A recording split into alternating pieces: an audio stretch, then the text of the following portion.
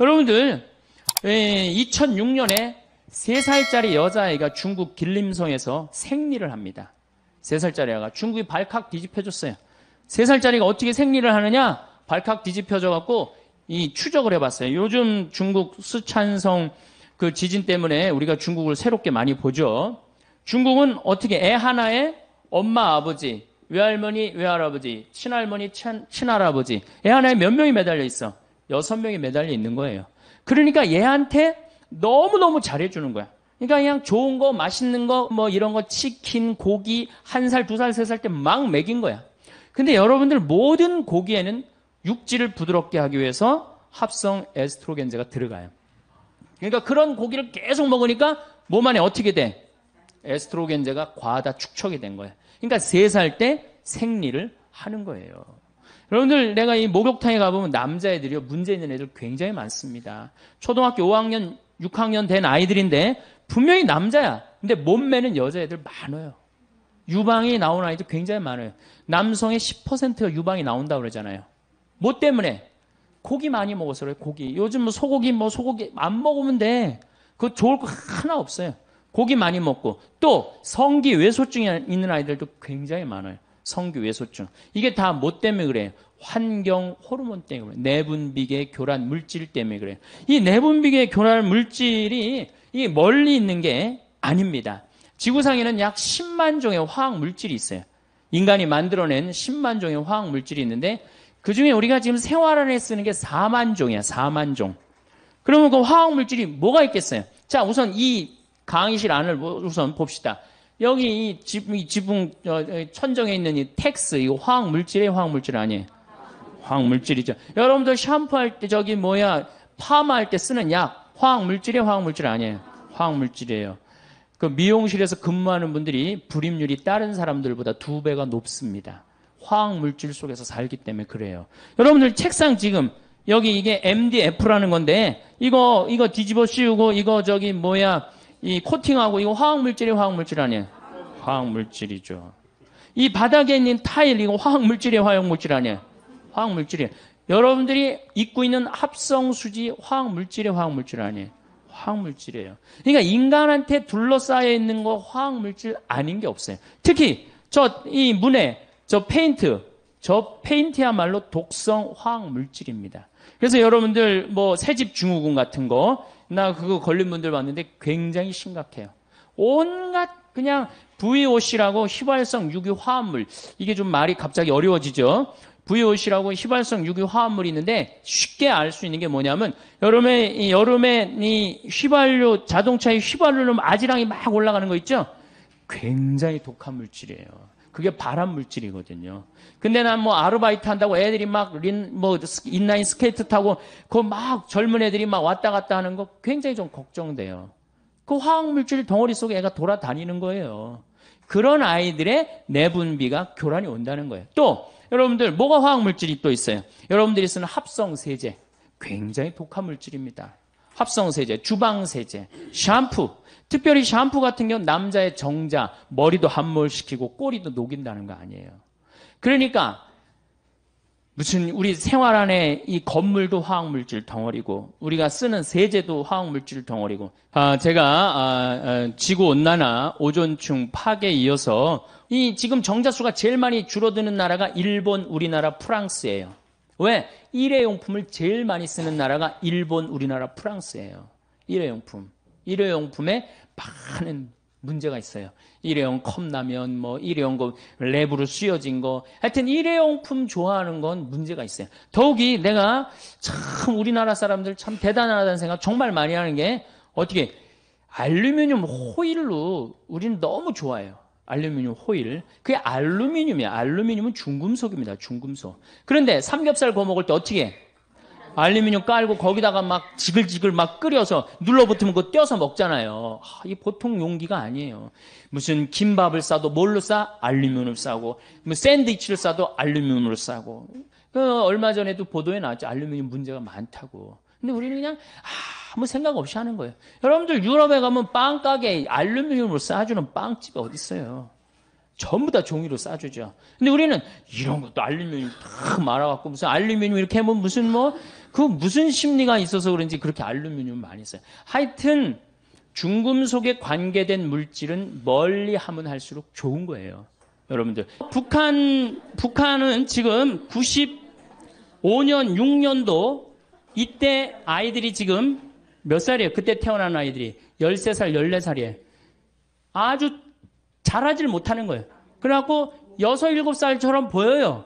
초등학교 5, 6학년 애들이 못 먹어갖고. 여러분들 북한 군인 키가 157cm예요. 평균 키가. 157. 요만해. 못 먹어서. 정말로 북한은 정말로 고통의 땅이에요. 뭐 때문에? 산에 나무를 잘랐기 때문이에요.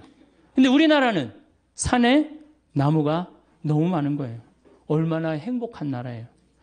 자, 산에 나무 많죠? 애 착하죠? 물건 잘 만들죠?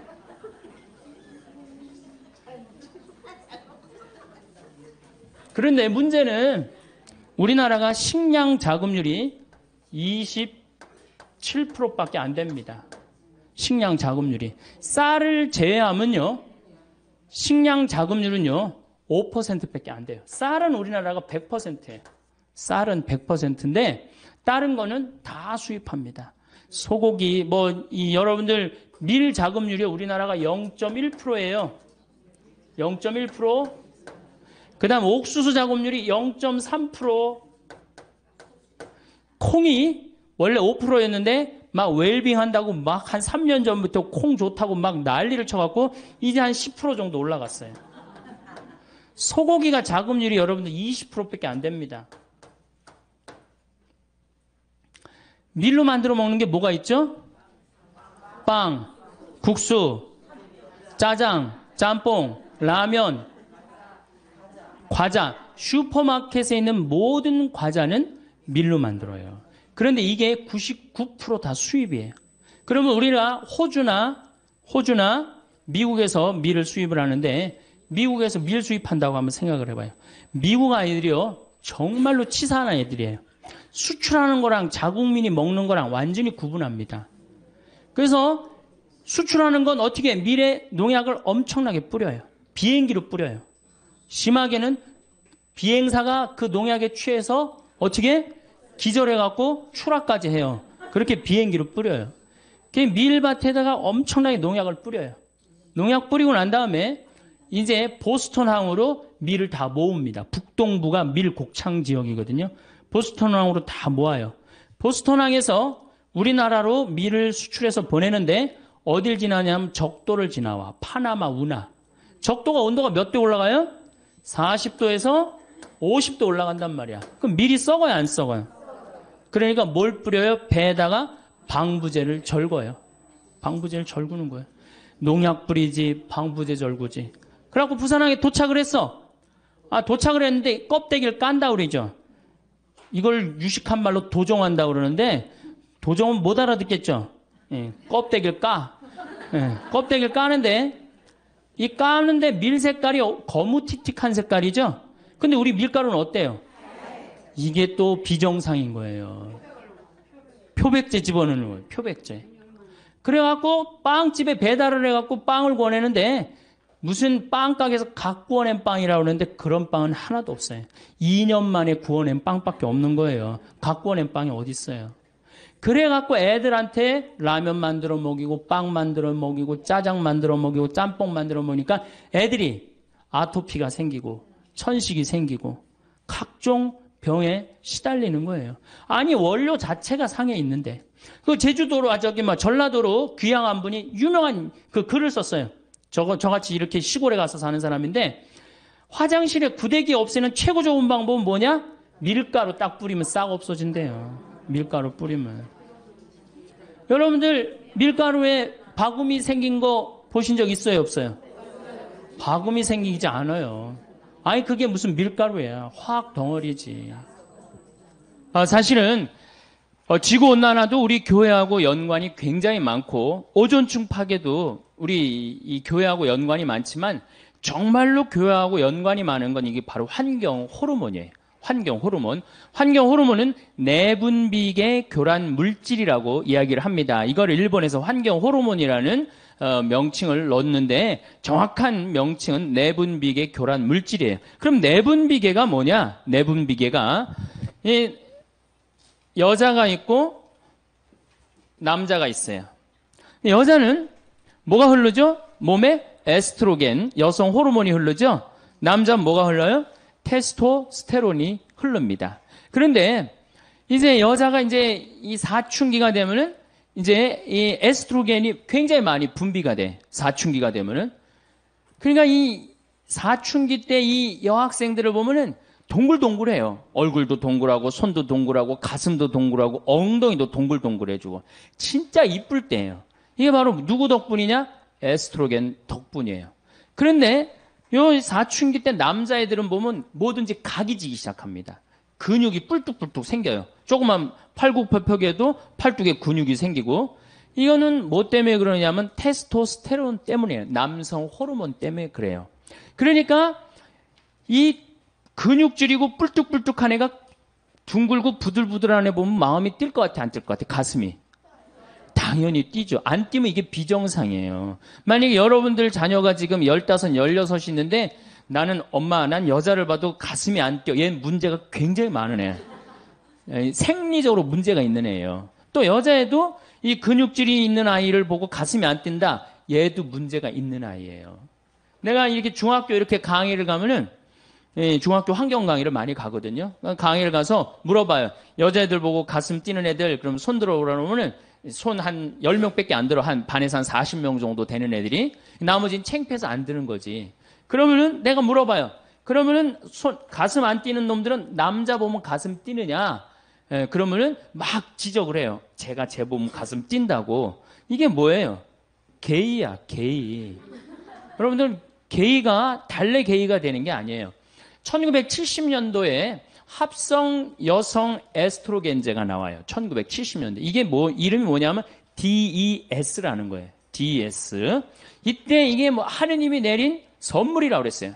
근데 이 합성 에스트로겐을 막 임신 때 굉장히 많이 먹었어. 엄마들이. 근데 얘네들 중에 태어난 애들이 문제가 엄청나게 많은 거예요.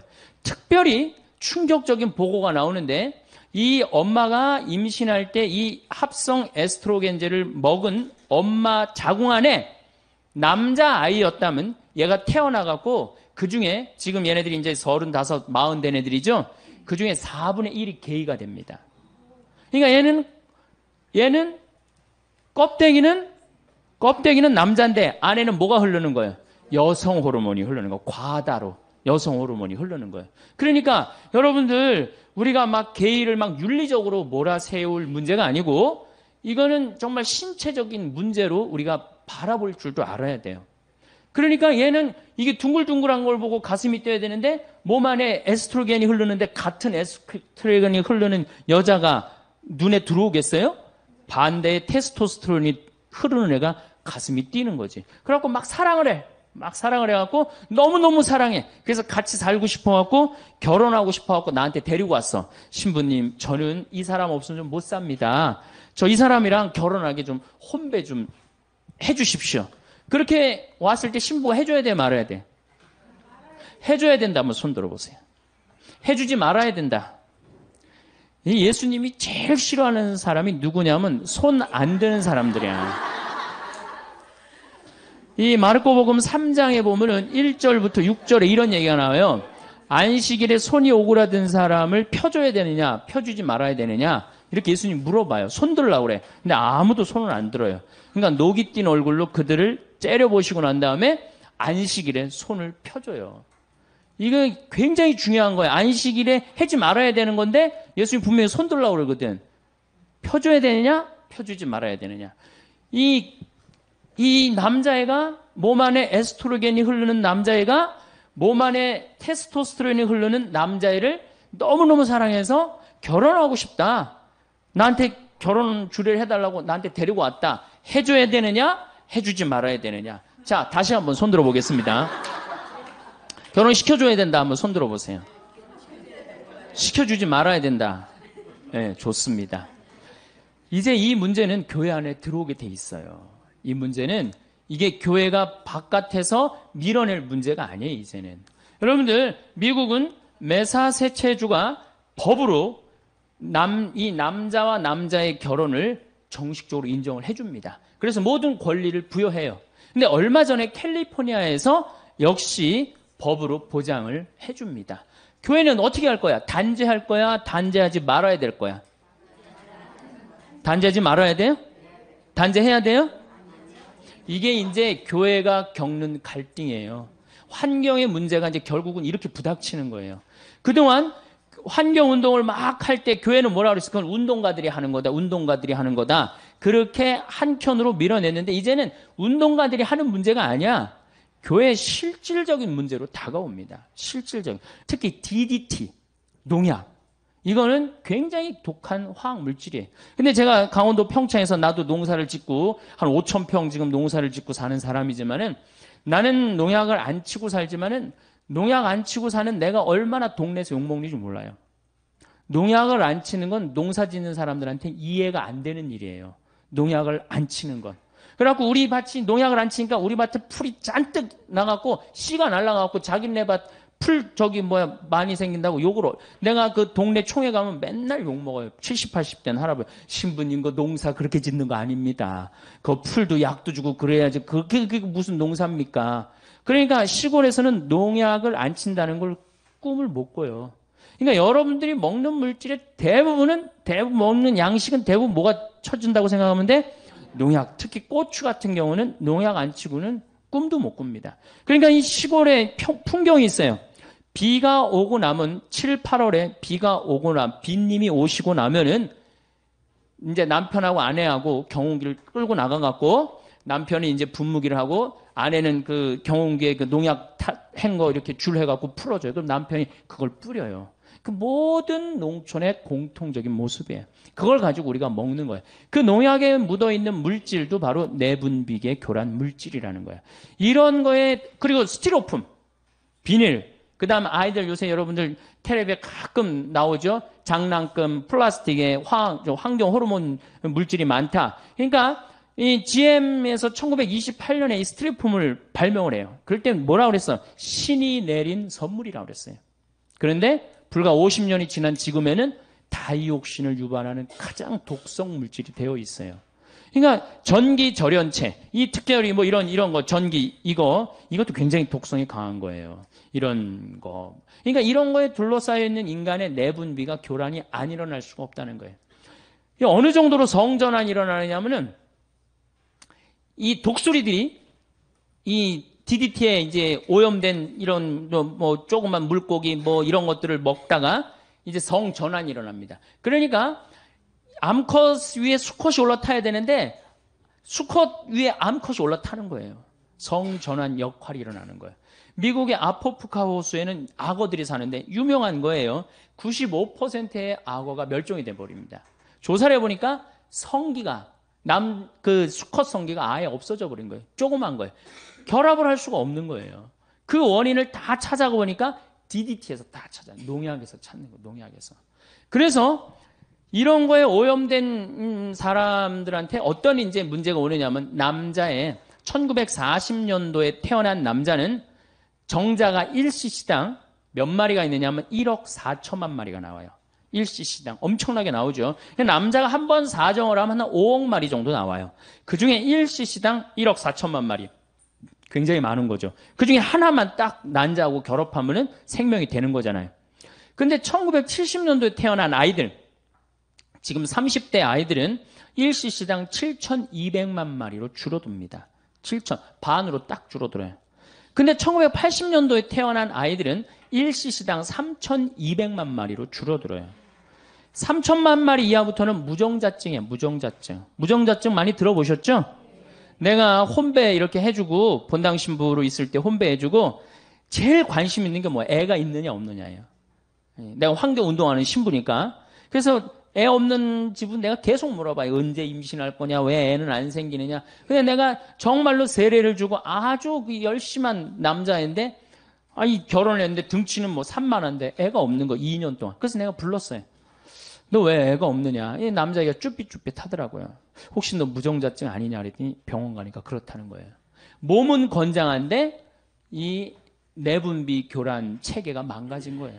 그럼 지금 중고등학교들은 몇 마리냐? 2,700만 마리로 줄어들었어요. 그러니까 지금 중고등학교들은 굉장히 위험한 무정자증이라는 거예요. 굉장히 위험한. 근데 이게 테오 콜본이라는 유명한 미국의 동물학자가 있어요. 할머니야. 박사학위를 56살 때 땁니다. 이 할머니가. 지금 굉장히 나이를 많이 먹었죠. 95년도에 무슨 책을 썼느냐면 Our Stolen Future라는 책을 써요. 우리의 도둑 맞은 미래. 우리 미래는 이미 도둑 맞았다는 거야. 왜? 이 대물림 독극이라고 그래요. 대물림 독극. 엄마가 많이 오염됐으면 자식한테는 더 심한 상태로 오염이 되는 거. 그리고 그 다음 자식한테는 더 심하게 오염이 되는 거예요. 그래서 이 내분비기 교란 물질, 환경 호르몬을 대물림 독극이라고 합니다.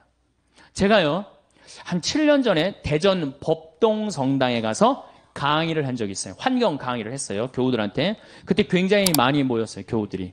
환경 강의를 이제 끝나고 사제관에 앉아서 차를 한 잔 마시는데 머리가 하얀 할아버지가 저를 찾아왔어요. 신부님, 강의 참 많이 들었습니다. 잘 들었습니다. 어떻게 젊은 신부님이 그런 강의를 할 줄은 꿈에도 몰랐다는 거예요. 그런데 사실은 제가 대전 보건대학 대학 원장입니다.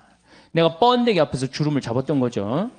그런데 신부님, 심각합니다. 어떻게 심각하냐면 자기네 학교 학생들 1, 2학년 아이들 정자를 채취해갖고 검사한 결과 7년 전 얘기예요. 7천만 마리 넘는 애들이 한 명도 없다는 거예요. 현장에 있는 저로서는 이게 보통 심각한 문제가 아닙니다. 이러다 가면은 정말로 이게 대가 끊깁니다. 그러니까 우리들이 말하는 것보다 신부님이 말하는 게 훨씬 권위가 있으니까 내가 이건 정말로 신부님한테 간곡히 부탁을 합니다. 신부님 어디 강의 가실 때마다 제 얘기를 꼭 해주십시오. 그래갖고 제가 지금도 어딜 다니면 그 대전보건대학 원장님 얘기를 꼭 합니다. 여러분들 자녀들은 이미 망가져 있는 거예요. 그러니까 여러분들이 고해성사 볼 때 난 자식을 미워했습니다. 공부 못해갖고 미워했습니다. 이건 죄도 아니에요. 난 합성세제로 내 속옷을 빨아갖고 지금 대를 끊고 있습니다. 그게 내가 이렇게 그 본당 신부할 때 가정방문, 특히 냉담자만 방문한 적이 있어요. 쉬는 교우들만. 근데 젊은 교우들의 냉담의 원인 대부분은 불임 때문이에요. 난 깜짝 놀랐어요. 왜? 왜 불임 때문이야? 아니 하느님이 생명을 점지해 준다고 그래갖고 성당 나가서 열심히 빌었는데 생겨요 안 생겨요? 안 생겨요. 그러니까 자꾸 실망하니까 성당에 안 나가는 거예요. 자신감도 없고. 그러니까 불임 부부 이렇게 남편들을 보면 왠지 자신감이 없어 보이는 거예요. 그러니까 이게 이제 불임의 문제가 어떤 개인의 문제가 아니라 우리 사회의 문제가 돼버린 거예요. 사회의 문제가 돼버리고 교회의 문제가 돼버린 거예요. 여러분들 지금 불임률을 약 200만 명으로 보고 있어요. 200만 명으로. 심하게는 20%까지 보고 있어요. MBC인가 어디에서 한번 그걸 하는데 20%. 스스로 정관 수술을 했든 안 했든 모든 불임자를 20%로 보고 있어요. 그러니까 이게 불임률이 그러니까 이제 그 책이 95년도에 나왔는데 30년 후에는 50%가 불임률이 될 거라는 거예요. 그러니까 2025년에는 50%가 불임률이 되고 50년 후에는 다 불임률이 될지도 모른다는 그런 무서운 주장을 하더라고요. 그러니까 지금 우리는 이 지구가 온난화라든가 오존층 파괴, 해수면 상승 이런 문제보다도 더 실질적인 문제는 뭐야? 환경 호르몬이에요. 그래서 환경 호르몬이 지구 3대 환경 문제입니다. 여러분들 그 수없이 사이클론 이런 얘기 굉장히 많이 듣죠? 근데 모든 학자들이 가장 심각한 3대 환경 문제는 지구온난화, 오존층 파괴, 환경 호르몬이야. 우리 환경 호르몬은 이게 우리 교회하고 직접 연관이 있는 겁니다. 이제 이렇게 자꾸 불임자가 생기니까 이제 어떤 문제가 생기느냐 하면은 난자를 매매합니다. 우리나라 여대생들이 난자를 팔아요, 일본에. 내가 만드는 하늘샘 비누, 그거 많이 쓰라는 거야. 그래서 비누를 만든 거야. 거기에 계면 활성제가 들어있지 않기 때문에. 그래서 쓰라는 거예요. 그냥 괜히 비누 팔아먹기 위해서 그러는 게 아니고, 우리 생활에, 제가 암 걸린 사람들이 우리 환경센터에 연락을 많이 합니다. 그 비누 쓰는. 왜? 의사 선생님 화학 물질이 들어가 있는 펜틸페놀, 비스케놀, 이 노닐페놀이 안 들어간 합성 세제를 쓰라는 거예요. 그러니까 자연적인 방법, 기름으로 만드는 거. 콩기름으로 만드는 거, 돼지기름으로 만드는 거, 그걸로 써야 되거든요. 합성으로 된 건 쓰면 안 되거든요. 어쨌든 이 난자 매매를 하는 거예요. 한 난자 하나에 얼마? 400만 원에서 500만 원 파는 거예요. 그러니까 난자 4개만 팔면은 어때요? 한 2천만 원 생기면 학비도 생기고 생활비도 생기고 그렇잖아요. 그럼 난자 뭐 여러분들 어때요? 난자 몇 개 맨날 없어지는 거 그거 팔아갖고 누이 좋고 매부 좋고 다 좋은 거 아니에요?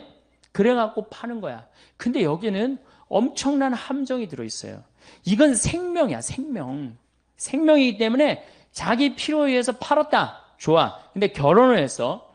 결혼을 했는데 내가 애를 놓고 보니까 이게 기가 막힌 거야. 너무너무 사랑스러운 거야. 막 너무 이뻐갖고 발가락도 깨물어 보고 그냥 손가락도 빨아보고 너무너무 사랑스러운데 내가 5년 전에 판 그 난자의 그 주인공은 어느 하늘 아래서 살까? 이 생각하면 그때부터 미치기 시작하는 거예요. 그때부터. 걔는 또 실질적으로 자기 엄마가 육체적인 엄마가 누군지도 모르고 자라는 불행이 생기잖아요. 이게 난자 하나를 500만 원, 600만 원에 파는 문제가 아니에요. 생명을 사고 파는 노예제도보다 더한 시대로 지금 떨어지려고 그러는 거예요. 노예제도보다. 그걸 지금 가꾸어 나가려고 그러는 사람들이 누구예요? 서울대학 생명공학 교수팀이 그 짓을 한 거예요. 저는 그 짓이라고 말을 합니다. 왜냐하면 제가 그 황우석 교수 그 사태가 일어나기 전에 수원교구 주부에다 내가 뭐라고 썼느냐면 판도라 상자와 황우석 교수라는 걸 썼어요. 지금 열면 안 된다. 저건 굉장히 위험한 거다. 그리고 제가 이 주교회의 환경위원회 일을 할 때에도 우리 주교님들이 황우석 교수 사태 일어나기 6개월 전에 성명서를 하나 발표를 합니다. 지금 우리나라에서 자행되고 있는 생명공학, 그러니까 이 체세포 복제, 이거는 윤리적인 검증이 있고 난 다음에 해야 된다. 그럴 때 네티즌의 96%가 뭐라고 그랬느냐? 늙은 주교들 천주교나 잘 관리하라고 그러고 생맹 공격을 했어요. 근데 우리나라 사람들이 다 눈이 멀었어. 왜? 이 황우석 교수가 우리나라를 먹여 살린다고 청와대고 그냥 노무현이고 그냥 다 그러지 않았어요, 여러분들? 특히 언론도 특별히 더 그랬죠. 막 황우석이 신이 돼버렸어. 살아있는데 교과서까지 실리고 막 난리도 아니고 제 눈에는 생쇼를 하더라고요. 다른 나라는요, 그게 얼마나 조심스럽게 접근을 하고 있는데요. 굉장히 위험한 거거든요. 생명의 문제이기 때문에 우리 인간 질서가 무너질 수 있는 거거든요. 생명의 문제이기 때문에. 그래갖고 이제 이 체세포 복제를 이제 한번 해갖고 이제 무슨 골수도 만들어내고 뭐도 만들어내고 뭐도 만들어내면 누워있는 사람 일어난다고 나도 황우석 교수 그 강의 테이프 들었는데 아주 살살살살 높게 강의를 해요. 그러니까 이 착한 여자들이 착한 건지 멍청한 건지 잘 모르겠지만은 이 착한 여자들이 내 난자 이거 기증해갖고 정말로 불체 환자로 고칠 수 있다면 내가 이거 기증하리라. 그리고 기증한 게 2,000개가 넘어, 2,000개가. 세계에서도 그런 유례가 없어요. 2,000개를. 그것도 돈도 안 받고. 근데 여러분들 난자 크기가 얼마네요? 0.14mm야. 참. 0.14mm면은 테레비에 막 난자할 때 얼마만큼 나와요? 테레비에. 막 테레비 화면 꽉 차게 나오죠? 그래갖고 무슨 뭐 결함만 줄 아는 사람들 굉장히 많더라고, 난자. 0.14mm면요. 요만큼도 안 되는 거예요. 저만큼도 안 되는 걸 적출을 할 때 어떻게 하겠어? 주사기로 빼내거든요. 자궁 안에 넣어서. 그럼 한 번 딱 빼낼 수 있는 기술 가지고 있는 사람이 얼마나 있을 것 같아요? 없습니다. 자궁 안이 해지는 거예요. 해지는 거. 그런데 그런 그 여성들이 이제 자기 그 얘기를 쭉 황우석 교수 이제 그게 이제 다 거짓말이다 이런 게 하고 난 다음에 여성들이 얘기를 했는데 한 번도 그런 설명을 들은 적이 없다는 거예요. 내 자궁이 어떻게 망가지고 한 번에 10개씩 적출하고 그럴 때 내 생체 리듬이 어떻게 바뀌고 그래서 우울증에 걸린 여자가 굉장히 많은 거예요. 치료도 받고 산부인과 가갖고 이 안에 치료도 받고. 그러니까 우리나라 여자가 문제가 아니라 우리나라 사회가 문제죠. 1년에 300억 달러 번대니까 다 눈 감아버린 거예요. 주교님들이 그래도 바른 소리 한 번 했는데 늙은 주교들은 천주교나 잘 다스리라고 네티즌이 한다고 다 옳은 건 아니거든요. 우리 교회가 지금 해야 될 일이 분명합니다. 지금 생명의 질서를 유지하는 거, 이거는 우리가 꼭 해야 되는 거예요. 그래서 그 여인 중에 하나가 신문에 기고를 했어요. 도대체 내 그 많은 난자를 어디다 어떻게 쓴 거냐? 막상 그 난자들이 전부 사라졌다고 생각하니까 이제야 생명의 귀중함을 알 것 같다. 그리고 다 발견이 되고 난 다음부터 그 다음에 뭐라 그래? 이제 생명윤리를 다시 합시다. 정말로 창피한 일이죠. 정말로 창피한 거예요. 이건 대통령부터 저 언론 무슨 교수들 국민들 다 창피한 일을 우리가 한 거예요. 생명의 질서를 우리가 역행하는 거. 뭐하고 팔아먹겠다는 거야? 돈하고 팔아먹겠다는 거예요. 그러니까 이 생명의 질서가 잘 유지되도록 이제 교회는 역할을 해야 되는 겁니다. 그래서 교회가 환경운동이라는, 저는 운동이라는 단어 싫어해요. 이거는 제가 이제 다음 시간에 얘기하겠지만은, 이제는 여러분들 지금까지는 데모크러시 시대야. 데모크러시. 데모가 뭐냐면은 이게 사람들이야, 사람들. 군중들. 크러시는 뭐냐면 지배하는 거야. 그러니까 군중이 지배하는 시대야. 군중이 지배하는. 그러니까 다 민주주의 아니야, 이게 민주주의. 그래서 데모를 하지 않는 민주주의는 민주주의가 아니에요. 데모, 당연히. 이게 데모 아니야, 데모. 근데 이제는 무슨 시대로 넘어가요? 바이오크러시. 에코크러시 시대로 넘어가는 거예요. 에코크러시. 그러니까 환경, 생태주의로 넘어가는 거예요, 이제는. 민주주의도 이제 끝을 이제 고하고 있어요, 민주주의도. 이제 인간이 살아나려면 새로운 사상이, 새로운 체제가 이제 생겨야 되는데 그게 뭐야? 바로 에코크러시, 바이오크러시 시대로 넘어가고 있어요. 근데 교회가 아직도 거기에 대한 준비가 돼 있지 않다. 그러면은 이 교회는 이제 심각한 문제를 이제 직면하게 될 겁니다. 자, 이제 앞으로는 우리 이 세계가 어떻게 돼갈 거냐? 앞으로 인간이 세 종류가 나옵니다. 오리지널 인간, 오리지널, 우리같이 오리지널 인간. 이렇게 엄마 아빠가 이렇게 정상적으로 만나갖고 정상적으로 이렇게 한 오리지널 인간. 오리지널 인간. 그 다음에 DNA 조작 인간. 그 다음에 사이버 인간이 나와요.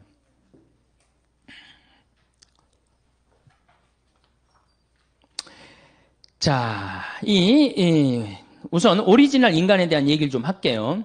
이 오리지널 인간들은 앞으로 살아가기가 굉장히 힘들어요. 왜 살아가기 힘드냐면은 공기 오염됐죠? 먹을거리 오염됐죠? 그럼 점점 경쟁력 떨어지는 거예요. 거기다가 내분비 교란이 일어나갖고 정자수 줄어들죠? 여자는 자궁 호르몬 지수라는 게 있어요. 그게 지수가 자꾸 높으면은 착상이 안 되는 거예요. 자궁이 망가져갖고. 그러니까 호르몬 지수 나빠지면. 그러니까 지금 우리 같은 오리지널 인간은 이제 앞으로 이 지구에서 살아가기가 굉장히 힘들어요. 그 다음에 이제 어떤 인간이 나타나냐? DNA 조작 인간이 나타나요. 자, 얼마 전에 영국에서 기가 막힌 법안을 하나 통과시킵니다. 어떤 법안을? 이종 교배를 통과를 시켜요. 사람하고 소하고 섞는 거를 통과를 시키죠. 그렇죠? 그래갖고 지금은 이제 뭐 문제가 많으니까 저기 사람하고 사람 사이에 생명을 죽인다 살린다 그러니까 여러분들 복제양 돌리가 뭐예요? 엄마 젖살 밑에서 세포를 떼내갖고 탄생한 게 복제양 돌리예요. 물론 죽었죠, 이제. 6년인가 살다 죽었어요, 복제양 돌리가. 그게 97년도인가 98년도에 나왔죠. 그때 세상이 깜짝 놀랐죠. 복제를 할 수 있다는 거. 이게 무시무시한 거죠. 복제를 할 수 있다는 거. 그 다음부터 복제하기 시작했는데 소를 복제하고 뭐 고양이를 복제하고 개를 복제하고 그 다음에 남아있는 게 뭐예요? 인간이에요, 인간. 그거 복제하겠다고 2002년도인가 이브라고 뭐 클로네이드사라고 그 클로네이드라는 단어가 복제한다는 뜻이에요. 클로네이드사에서 했다고 그랬잖아. 확실히 했는지 안 했는지 모르지만 그게 돈이 되니까 거기 200만 명이 지금 접속해 있다는 거 아니에요. 나도 복제 좀 내 죽은 애 좀 살려달라고. 죽었는데 그 살 좀 떼어내갖고 난자 하나만 빌려오고 그 안에다가 안에 핵을 제거하고 그 안에다가 체세포 넣으면 핵 분열해갖고 사람으로 된다는 거 아니에요. 그러니까 내가 복제를 하고 싶어. 내 살점을 떼내갖고 지금 내 아이를 하나 복제를 했어. 난자를 하나 빌려갖고. 그럼 나하고 DNA 구조가 똑같은 쌍둥이가 40년 후에 태어나는 거예요. 그러니까 영생이라는 단어가 나옵니다. 영생이라는 단어가 나오는 거예요. 왜? 똑같이. 뭐, 심지어는 그 클로네이드사에 그 뭐 연결된 라헬인가 누구는 뭐라 그래? 머리에 모든 기억력을 다운받을 수 있대잖아요. 컴퓨터에. 다운을 받아서 어떻게 하겠다는 거야? 복제한 그 인간에게 다운을 시켜준다는 거야. 그러면 내 모든 기억력을 가지고 사니까 영생을 한다는, 요즘 그 사람들의 논리예요. 무슨 하늘나라 영생 이거하고 정말 완전히 멀어지는 거예요. 그러니까 지금 이 시대의 격변을 우리가 읽어야 돼요.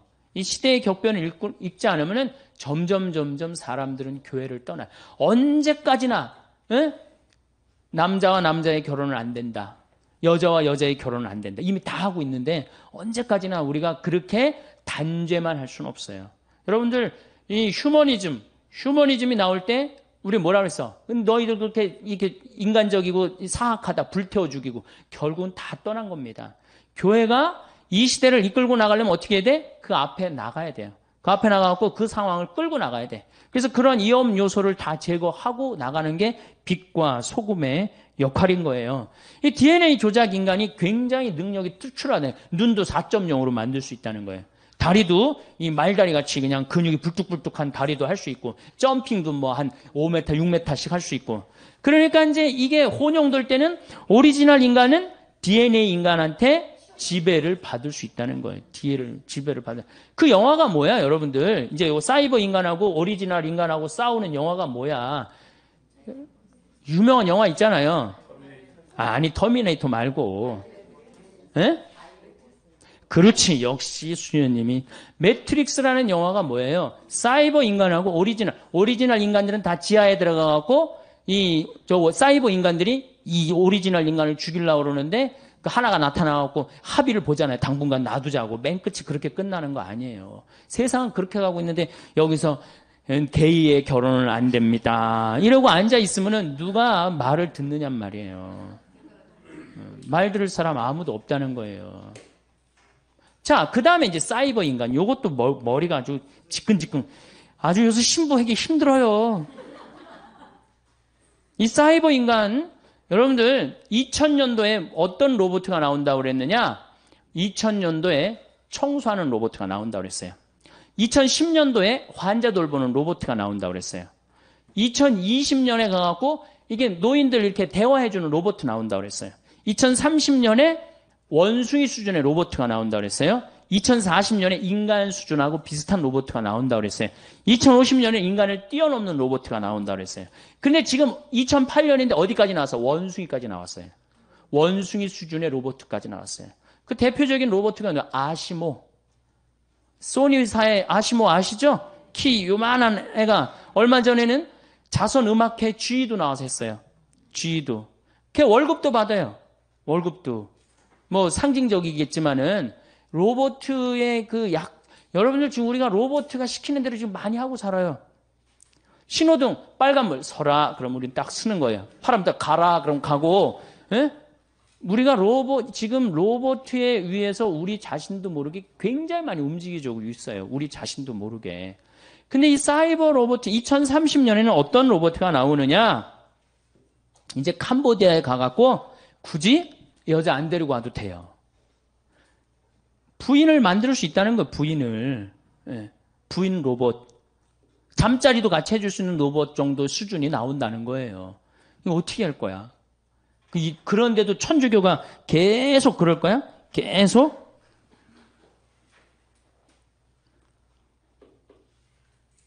그래서 이제 이 환경 호르몬 문제에 있어서 우리 교우들이 꼭 알아야 되는 거는, 우리 가톨릭 교회가 저는 많은 경우 환경 운동을 오해하는 경우가 있어요. 오해하는 경우. 데모하는 무슨 새만금 막 데모하고 대우나 데모하고, 그 데모하는 사람들이 환경 운동가로 알고 있는데, 또 환경 운동가 자신들도 데모하는 사람으로 본인이 알면 안 돼요. 이제는 그래서 난 환경주의 시대야. 이제 이건 운동의 차원을 넘어섰어요. 이제 환경주의로 넘어가고 있어요. 환경주의로 넘어가면서 이제 우리의 관심은 이제 바뀌어야 돼. 교회의 관심도 바뀌어야 되고 우리의 삶의 관점도 바꿔야 돼요. 여러분들 사회복음화 이제 학교 지금 다니시는 거죠?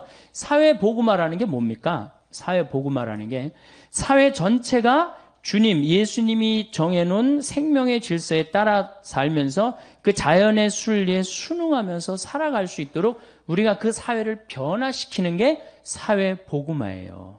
그래서 이제 지역적인 문제로 우리가 환경운동을 해서는 안 된다. 그래서 특별히 여성들, 이게 이제 여성들이 이제 큰 문제죠. 왜 여성들이 문제예요? 생명을 다루는 주인공이 누구예요? 바로 여성입니다. 여성. 여성들이 자기 자신의 역할을, 그래서 이제는 에코 페미니즘 시대라고 그러잖아요. 이게, 그래서 이제 이렇게 연결이 됩니다. 에코 페미니즘. 에코 페미니즘은 뭐냐? 이제는 여성주의로 넘어왔어요. 여성주의로 넘어오고, 거기 앞에 무슨 단어가 하나 붙여져? 에코자가 붙어져. 에코, 생태 여성주의. 이제 여자가 에코 크러쉬 시대의 주인공이 돼야 된다는 거야. 생태주의 시대. 그래서 95년 세계 북경 여성 대회에서 95년 세계 북경 여성 대회에서 주님의 기도를 어떻게 외웠어요? 하늘에 계신 우리 아버지, 아버지의 이름이 거룩히 빛나시며, 그렇게 안 합니다. 하늘에 계신 우리 어머니, 어머니의 이름이 거룩히 빛나시며 어머니의 나라가 오시며 어머니의 뜻이 하늘에서와 같이 땅에서도 이루어지소서. 왜? 여러분들, 남자가 지배하는 세상에서는 하느님이 남성으로 불릴 수 있죠? 근데 하느님이 누가 남성이래? 하느님이 남성이에요? 하느님이 성이 있어요, 없어요? 하느님이 무슨 성이 없어요? 우리 인간 편에서 하느님을 아버지라고 부르는 거지 실질적으로는 하느님은 성이 없으신 분이에요. 근데 남자들이 세상을 지배했으니까 하느님을 남자 입장에서 생각하고 표현해서 뭐라 그래? 하늘에 계신 우리 아버지라고 그랬잖아요. 그런데 실질적으로 하느님은 아버지의 성보다는 어머니의 성이 훨씬 가깝다는 거야. 생명을 창조해내고 만물을 길러내고, 이거 다 남자가 애 놓는데 해는 일 뭐 있어요? 씨 뿌리는 일밖에 더 해요? 그리고 모든 그건 다 누가 해요? 여성이 다 합니다. 그만큼 여성은 생명에 있어서 풍요롭다는 거예요. 그러니까 하늘에 계신 우리 어머니, 이제 여성이 이제 세상을 지배해야 된다는 거예요. 그래야지 이제 제대로 돌아간다는 거예요. 그래야지 제대로 돌아가야 된다는 거예요. 자, 보십시오. 이제, 자, 여성이 세상을 지배해야 되는데, 그래서 이제 여성이 굉장히 앞으로 나가는데, 천주교는 여성이 앞으로 나갑니까? 안 나갑니까? 나가고 싶어도 나갈 길이 없잖아. 모든 결정권을 누가 갖고 있어요?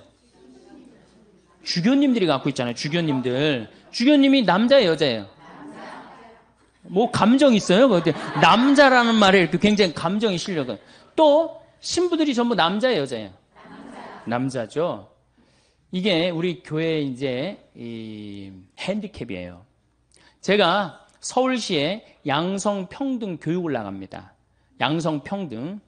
왜냐하면 여러분들 이 개발도상국에서 선진국으로 올라갈 때 여성의 사회 참여율이 10%가 증가를 합니다. 근데 우리나라는 지금 1.7%밖에 여성이 사회에 안 나갑니다. 1.7%. 우리나라 여자 사회 관심이 없어요. 뒤집어지든 엎어지든. 그저 내 자식만 서울대학 보내면 된다는 거기에 아주 미쳐갖고 사회에 관심이 없어요. 그래도 여러분들은 지금 이 사회보고학교 나온 여러분들은 선구자예요, 선구자. 정말 대단한 분들이에요. 제가 이제 천주교, 개신교, 불교 대담을 나간 적이 있어요.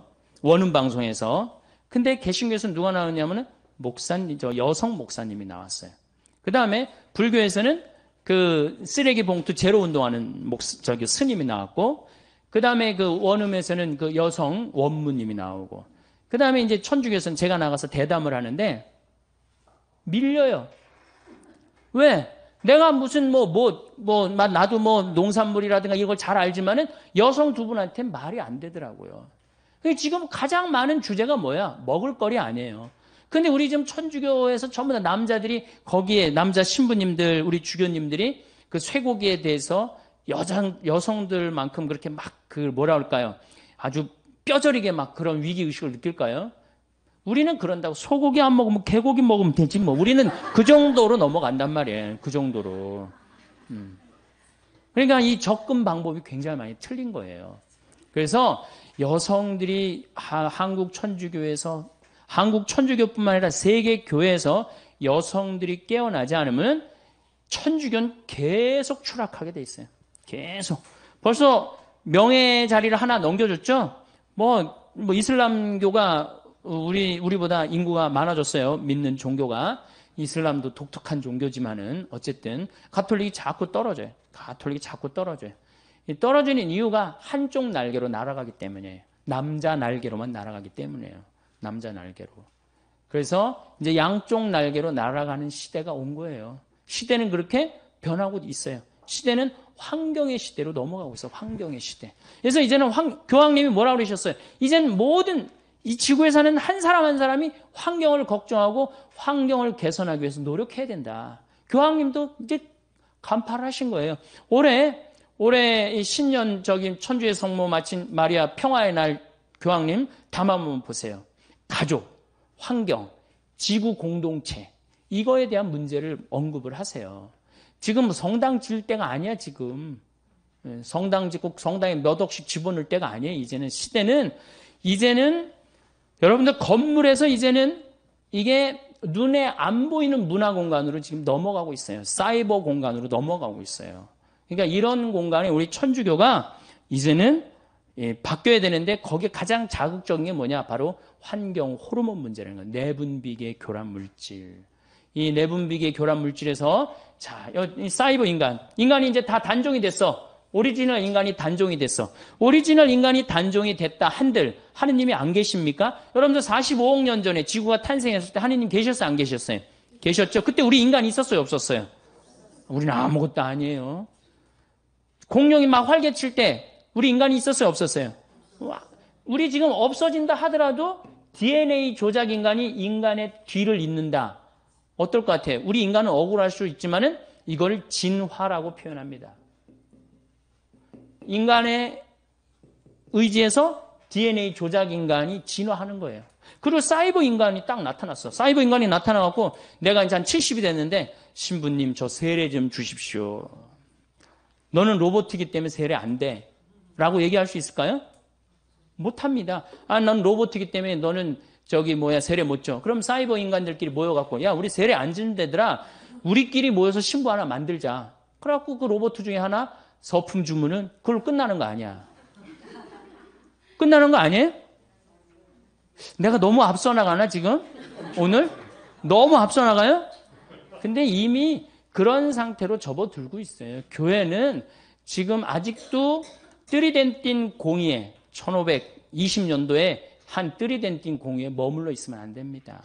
그리고 역사적으로 교회가 제가 다음 시간에 얘기하겠지만은 교회가 항상 끌고 나갔지 끌려다니면서부터는 교회를 떠났어요. 끌려다니면서부터는. 우리가 끌고 나가야 돼. 그러니까 환경 문제. 저는 이제 요것만 하고 이제 오늘 이제 요 시간은 잠깐 제가 마칠 건데 여러분들 1980년대 제일 믿고 싶은 종교 천주교였어요. 근데 지금은 3등으로 떨어졌어요. 제일 믿고 싶은 종교 어디로 바뀌었어요? 불교로 바뀌었어요. 왜? 80년대부터 불교는 내가 그때부터 불교에 굉장히 관심이 많았는데 그때부터 환경 문제를 불교 조계종 거기에 아예 담당하는 스님이 계셨어요. 그럼 아주 정책적으로 조계종 거기 안에서 이 책도 정책적으로 출간을 다 했어요. 그러니까 제대로 잡은 거지. 시대의 흐름을 제대로 잡으니까 사람들이 어디로 나가요? 불교로 가는 거예요. 천주교는 다 지금 건물 짓다가 망할 거예요. 천주교 성당 짓다 망할 거예요. 지금 대형 건물로 가면 망하게 돼 있어요. 대형 건물로. 근데 이제 우리 천주교가 이제 대형 건물로 가다가 요즘 줄어드니까 누가 대형 건물로 가? 개신교가 대형 건물로 가고 있어. 내 눈에는 보여요. 이제 천주교가 좀 쪼그라졌는데 이제 개신교가 완전히 망가지게 생겼구나. 그런 생각이 들어요. 사실은 예수님이 46년 동안 지은 성전을 3일 만에 짓겠다고 그래. 허물라고 그러고. 그게 무슨 살아있는 건물이에요. 몇십억 되는 건물이에요. 살아있는 사람이에요. 사람이 성전이거든. 그러니까 우리 여기 사회복음화 학교 학생들은 이제 내가 바로 성전이다. 세상에 나가갖고 우리가 세상의 빛과 소금이 돼야 되겠다. 그런 생각을 하시고 다음 시간은 그럼 교회가 왜 환경운동을 해야 되느냐? 그 얘기를 하도록 하겠습니다. 감사합니다.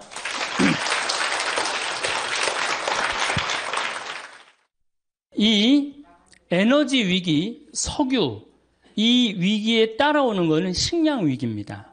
왜냐하면은 여러분들 농사 옛날에는 다 손으로 졌지만 지금은 다 뭘로 짓죠? 다 기계로 져요. 그거 뭘로 써요? 석유로 써요. 그렇기 때문에 이게 석유값이 올라가면 올라갈수록 누구도 따라 올라가느냐면 식량값도 따라 올라가요. 올해 여러분들 식량이 폭등을 했죠. 여러분들 태국산 쌀이 한 가마에 원래 한 3만 원 정도 했어요. 근데 올 봄에 얼마까지 올라가느냐? 7만 5천 원까지 올라갔어요.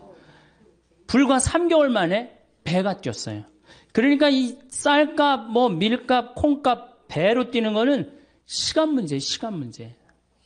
그래서 우리가 의식주라고 그러잖아요. 입는 거, 먹는 거, 자는 거. 그런데 사실은 제가 이렇게 뭐 입는 거는 만약에 내가 이렇게 해갖고 무인도에 이 옷 입고 갔다. 그럼 뭐 한 달이고 두 달이고 이 옷 입고 살아야죠. 살 수도 있고. 자는 건 내가 산에서 길 잃어버려도 낙엽에 들어가서 자면 돼요. 근데 먹는 거는요, 일주일 동안 안 먹으면 죽어요. 그래서 먹는 건 꼭 필요합니다. 그래서 북한은 의식주라고 안 그럽니다. 식주의라고 그래요. 거꾸로 말을 바꿔요. 바꿔. 먹는 게 그만큼 중요해요. 그런데 지구에는 지금 30억 명이 하루에 1달러로 삽니다. 30억 명이 하루에 1달러. 여러분들은 하루에 1,000원 갖고 사세요? 안 사세요? 못 살죠? 여러분들은 10,000원, 20,000원 갖고 사실 거예요. 뭐 30,000원, 40,000원 갖고 살 거야. 그러니까 행복하다는 거예요. 우리가 참 감사하지 못하는 게 큰 병이에요. 얼마나 감사해요. 지금도 전부 다 녹차, 커피 막 다 먹잖아. 얼마나 감사해. 예? 이게 굶어 죽는 나라가, 여러분들 얼마 전에 IT라는 나라 그 굶어 죽는 거 보셨죠? IT라는 나라는 먹을 게 없어서 어떻게 해요? 흙을 개갖고 거기다 바다를 넣고 그걸 구워서 먹어요. 배가 너무 고프니까. 또 굶어 죽는 나라가 또 하나 있죠. 북한이에요. 북한. 북한은 우리가 이게 개방이 안 돼서 그렇지 올해 엄청나게 굶어 죽고 있어요. 북한은 95년, 96년, 2001년 그리고 2008년 올해 대기근을 맞이하고 있습니다. 이 북한은 지금 10만 명 정도가 지금 죽는다고 그래요. 지금 굶어서. 근데 얼마가 죽을지 몰라요. 왜 죽느냐? 작년에 북한에 500mm 정도 비가 왔어요. 500mm 정도. 근데 우리나라는 500mm 비가 와도 아무 문제 없어요. 왜? 뭐가 있기 때문에? 산이 있기 때문에. 그런데 500mm 비가 왔는데 북한은 1년에 필요한 게 600만 톤이에요. 이거 넉넉하게 먹지 못해. 600만 톤. 근데 작년에 비가 와서 얼마를 쓸고 내려갔느냐? 200만 톤을 쓸고 내려갔어요. 그러면은 200만 톤이면 몇 명이 먹을 게 없느냐면 600만 명이 먹을 게 없는 거예요. 600만 명이. 이렇게 생각하시면 됩니다. 1톤에 3명이 먹는다고 생각하면 돼. 1톤에. 그러니까 200만 톤이면은 몇 명이 먹을 게 없어? 600만 명이 작년에 먹을 게 쓸려 다 내려간 거예요. 홍수에. 그래서 제가 작년에 200만 톤이 쓸려 내려갔다는 얘기를 듣고 북한이 올해는 절단이 나겠구나. 그런 생각을 했어요. 북한이 얼마나 급했으면은 원자력 이제 완전히 다 개방했잖아요. 미국한테 다 줬어요. 다 줬어요. 우리나라가 지금 지원을 해줘야 되는데 이번 정부는 북한이 먼저 우리가 지원하지 않겠다. 그 급한 거예요. 북한이. 그러니까 미국이 지원을 지금 50만 톤 해준다 그래. 그래도 150만 톤이 부족합니다. 북한을 먹여 살릴 수 있는 나라는 누구밖에 없어요? 우리나라밖에 없어요. 그리고 미국에서 지원해주면은 배로 오는데 시간이 얼마나 걸려? 한 달, 두 달 걸려. 다 굶어 죽어요. 지금이 보릿고개 아니에요. 제일 심한. 그러니까 우리가 판문점으로 바로 지원해주면 되는데 그거를 지금 북한도 못하고 우리나라도 못하고 참 안타깝죠. 세상에서 제일 불쌍한 게 뭔 거예요? 사람으로 태어나서 굶어 죽는 거예요. 굶어 죽는 거. 다른 거 아무것도 없어요. 굶어 죽는 거예요. 근데 지금 북한은 저렇게 굶어 죽고 있어요. 그럼 북한이 왜 굶어 죽느냐? 이게 우리 잘 알아야 돼요. 왜 굶어 죽느냐? 90년대 소련이 무너지면서 북한의 식량 원조를 해주지 않습니다. 김일성의 최대 업적은 뭐냐면 인민들 배 안 굶기는 거예요. 김일성의 최대 업적은. 근데 아니 먹을 게 없으니까 다급해진 북한은 어떻게 하느냐면 산의 나무를 다 자릅니다. 산의 나무를 다 자르고 어떻게 하느냐? 거기다가 옥수수 심고 콩을 심어요. 식량난을 해결하려고. 근데 그게 이제 대재앙의 원인이 되는 거예요. 여러분들 로마가 굉장히 쟁쟁한 나라라는 거 잘 알고 계시잖아요. 왜 망했어요? 산의 나무를 다 잘라갖고 벌거숭이로 만들고 난 다음에 로마가 망합니다. 모든 나라는요, 산의 나무를 자르면 망합니다. 아프가니스탄, 세계가 없다고 그러잖아요. 산에 나무가 없고, 강에 물이 없고, 사람은 먹을 게 없고. 그러니까 산에 나무를 자르면 죽는 거예요. 그러니까 인간 문명은 나무로 시작해서 나무로 끝나요. 그만큼 나무가 중요합니다. 근데 우리나라는 6.25 전쟁 딱 끝나고 난 다음에 어떻게 완전히 벌거숭이 산이었어요. 일본으로 가면 어떻게 산이 완전히 울창했는데 우리나라만 오면은 비행기 타고 오면은 벌거숭이였다고 그랬어요. 그런데 이 벌거숭이 산을 우리는 30년 만에 다 한 거예요. 그럼 산에 나무가 없으면 무슨 일이 벌어지느냐? 자, 우리나라 여러분들 산에 가보면은 자, 산에 이렇게 갔어요. 그러면은 우리나라는 산이 울창하기 때문에 뭐가 막 덮어져 있어요? 산에? 그렇지. 낙엽이 막 쌓여져 있어요. 뭐 심한 데는 제가 얼마 전에 산 하나를 갔는데 길을 잃어버려갖고 허리까지 낙엽이 차더라고요. 그러니까 허리 대개 한 50cm 정도는 산에 낙엽이 있단 말이야. 산에 50cm 정도는. 그러고 난 다음에 나무가 있어요. 나무는 있고 그 다음에 뭐가 있어요? 뿌리가 있어요. 나무에는 나뭇잎이 있고. 그럼 우리나라는 200mm 산에서 하늘에서 빗님이 온다. 200mm가 빗님이 온다. 그러면은 제일 먼저 누가 빗물을 흡수를 합니까? 낙엽이. 여러분들 산에 가고 낙엽을 이렇게 들으면 어때요? 축축하죠? 그게 다 물을 먹고 있는 거예요. 그러니까 이게 푸석푸석하고 막 한 낙엽이 하늘에서 빗님이 오면 이게 다 먹는단 말이야. 그러니까 500mm 오는 거 아무 문제 없어요. 우리나라 500mm 와갖고 마을이 뜨거나 그런 일은 없어요. 참 좋은 거죠. 자, 이 낙엽이 다 물을 먹어. 그 다음에 누가 물 먹어요? 뿌리가 물을. 이 뿌리 이렇게 생각하시면 돼요. 나무가 솟은 만큼 땅 속으로 뿌리가 박혀 있다. 이렇게 생각하시면 돼요. 그러니까 이 뿌리가 물을 먹고 어디다가 물을 보내주느냐 하면은 대수층이라는 데에 물을 보내줍니다. 그러니까 우리나라는 샘물이 참 많아요. 제가 이렇게 산에 살기 때문에 막 비가 하늘에서 빗님이 오시면은 이렇게 중간에 그러니까 이렇게 막 이게 언덕이란 말이야. 언덕 중간에 물이 막 송송송송 새요. 왜 그럴까요? 뿌리가 다 물을 해주기 때문에. 여러분들 옛날에 그 펌프 그리고 생각나시죠? 예, 마중물 부어갖고 이렇게 하면은 그게 10m밖에 안 판 거예요. 예, 여러분들 우리나라는 10m만 파면 뭐가 다 나와? 물이 다 나와요. 참 좋은 거죠. 그래갖고 펌프 해갖고 물을 쓸 수 있고 얼마나 좋아요. 자, 이게 이제 뿌리가 다 먹었어. 그럼 이제 누가 먹어? 그렇지. 낙엽이 다 먹어요. 여러분들 저 느티나무 저 보이시죠? 저거를 펼쳐놓으면 저 정도 나무면 굉장히 큰 나무인데 저거를 여름에 이제 완전히 잎이 넓어졌을 때 펼치면 학교 운동장을 다 덮어요. 저 나무 하나가. 저건 내가 보니까 더 덮을 것 같아요. 2,000평 정도 됩니다. 저거 잎을 펼쳐놓으면. 그러면은 낙엽을 찢으면 거기 물이 있어요, 없어요? 그렇게 여기에 물이 있고 낙엽에 물이 있고 대수층에 물이 있고 얼마나 물이 많아요. 그래서 여러분들 지난 30년 동안 우리나라가 가물어서 흉년이 들었다는 얘기 들었어요, 못 들었어요? 한 번도 못 들었죠? 근데 저 어렸을 때는 흉년이 들었다, 풍년이 들었다 그런 얘기 참 많이 들었어요. 근데 지금으로부터 30년 전에는 여러분들 한 번도 못 들으셨을 거예요. 그냥 태풍이 한두 번 왔을 때 그때 조금 바람에 뭐 이렇게 쓰러진 거 외에는 못 들었을 거예요. 그게 언제냐? 녹화 사업이 완전히 끝났을 때부터 우리나라는 흉년을 모르고 지내고 있어요. 굉장히 행복한 거죠. 그래서 저 산이 주는 경제적인 효과가 1년에 70조예요. 그러니까 700억 달러를 우리는 공짜로 받는 거예요. 산에서. 얼마나 기가 막혀요. 정말 감사하지 않아요? 그러니까 여러분들이 이제 산을 봐도 나무를 봐도 이제 산은 산이로되 옛날에 그 산이 아니어야 돼 이제는. 예. 저 산이 있기 때문에 누가 사는 거야? 우리가 넉넉하게 사는 근본적인 건 뭐냐면은 저 산림 녹화 때문이에요. 여러분들 서울 근교에 산이 7개가 있어요. 남산, 도봉산, 그 다음에 수락산, 북한산, 관악산, 청계산, 아차산, 불암산 이렇게 7개 산이 있어요.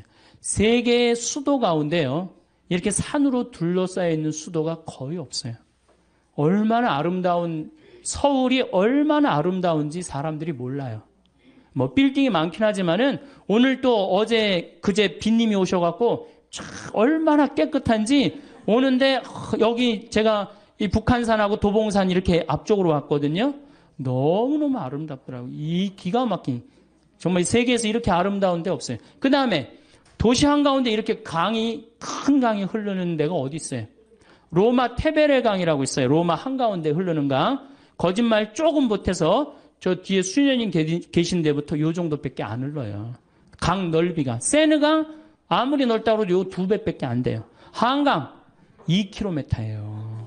서울 한가운데 2km가 넘는 강이 흐른다. 기가 막힌 거예요. 그래서 강은 산은 산이로도 옛날에 그 산이 아니고 이제는 물은 물이로도 옛날에 그 물이 아닌 거예요. 여러분들 다 못 떠서 먹는 거예요? 물 떠서 먹는 거, 강물 떠서. 어쨌든 하여튼 산 때문에 우리나라는 풍요롭게 사는 거예요. 근데 북한은 산을 자릅니다. 나무를 잘라요. 산에 나무를 잘라요. 그러니까 북한은 무슨 일이 벌어지느냐 하면 이게 산이면 완전히 민둥산이야. 하늘에서 빗님이 오면은 막 폭우가 올 때는 어떻게 돼? 그대로 낙엽이 있나 나무가 있나 뿌리가 있나 어떻게 400mm가 오면 400mm 다 어디로 가요? 다 강으로 들어가는 거예요. 빗물만 갑니까? 뭐를 끌고 내려가요? 흙을 끌고 내려가요. 그러니까 대동강이 이렇게 깊이가 이 정도면은 자꾸 뭐가 쌓여요? 흙이 자꾸 쌓여. 그전에는 500mm가 와도 대동강이 다 황해로 물을 보내줬는데 이거는 300mm만 와도 어떻게 돼? 흘러 넘치는 거예요. 그러니까 우리 교구의 원로 신부님이 평양에 갔다 왔는데 대동강에 이 쌓인 흙을 어떻게 퍼내나 봤더니 푸대자루 있죠? 그 삽도 나무삽 그걸로 퍼서 낸다는 거예요. 그러니 언제 퍼서내? 언제 이걸 퍼서내요? 우리나라는 2006년에 평창에 물폭탄 맞았을 때 포크레인 이 큰 거 A10이라고 이렇게 무한궤도 있는 거 있죠. 그 다음 25톤 트럭 한 열 몇 대 되고 한 이틀이니까 다 하더라고. 근데 북한은 그 해 여름에 쌓인 거 다음에 여름에도 다 못 하는 거예요. 그러니까 북한은 식량을 보내줘야 될 게 아니라 뭘 보내줘야 돼? 포크레인이 아니고 나무.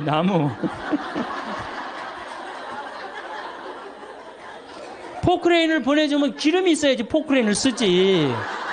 기름도 없는데 어떻게 포크레인을 써요. 옥수수 0.3%예요. 여러분들이 먹는 옥수수는 대부분이 뭐예요? 여러분이 1년에 한 번 옥수수 먹어요. 강원도 찐 옥수수. 그렇죠? 그 외에 옥수수 전분 만들고 사료 만들고 다 수입이에요. 더욱이 이번부터 유전자 조작이 들어오기 시작해. 유전자 조작이. 저는 그래서 횟집에 가갖고 옥수수 이렇게 돌판에 그게 무슨 옥수수가 이렇게 대단하다고 돌판에 얹어 나와? 절대 안 먹습니다.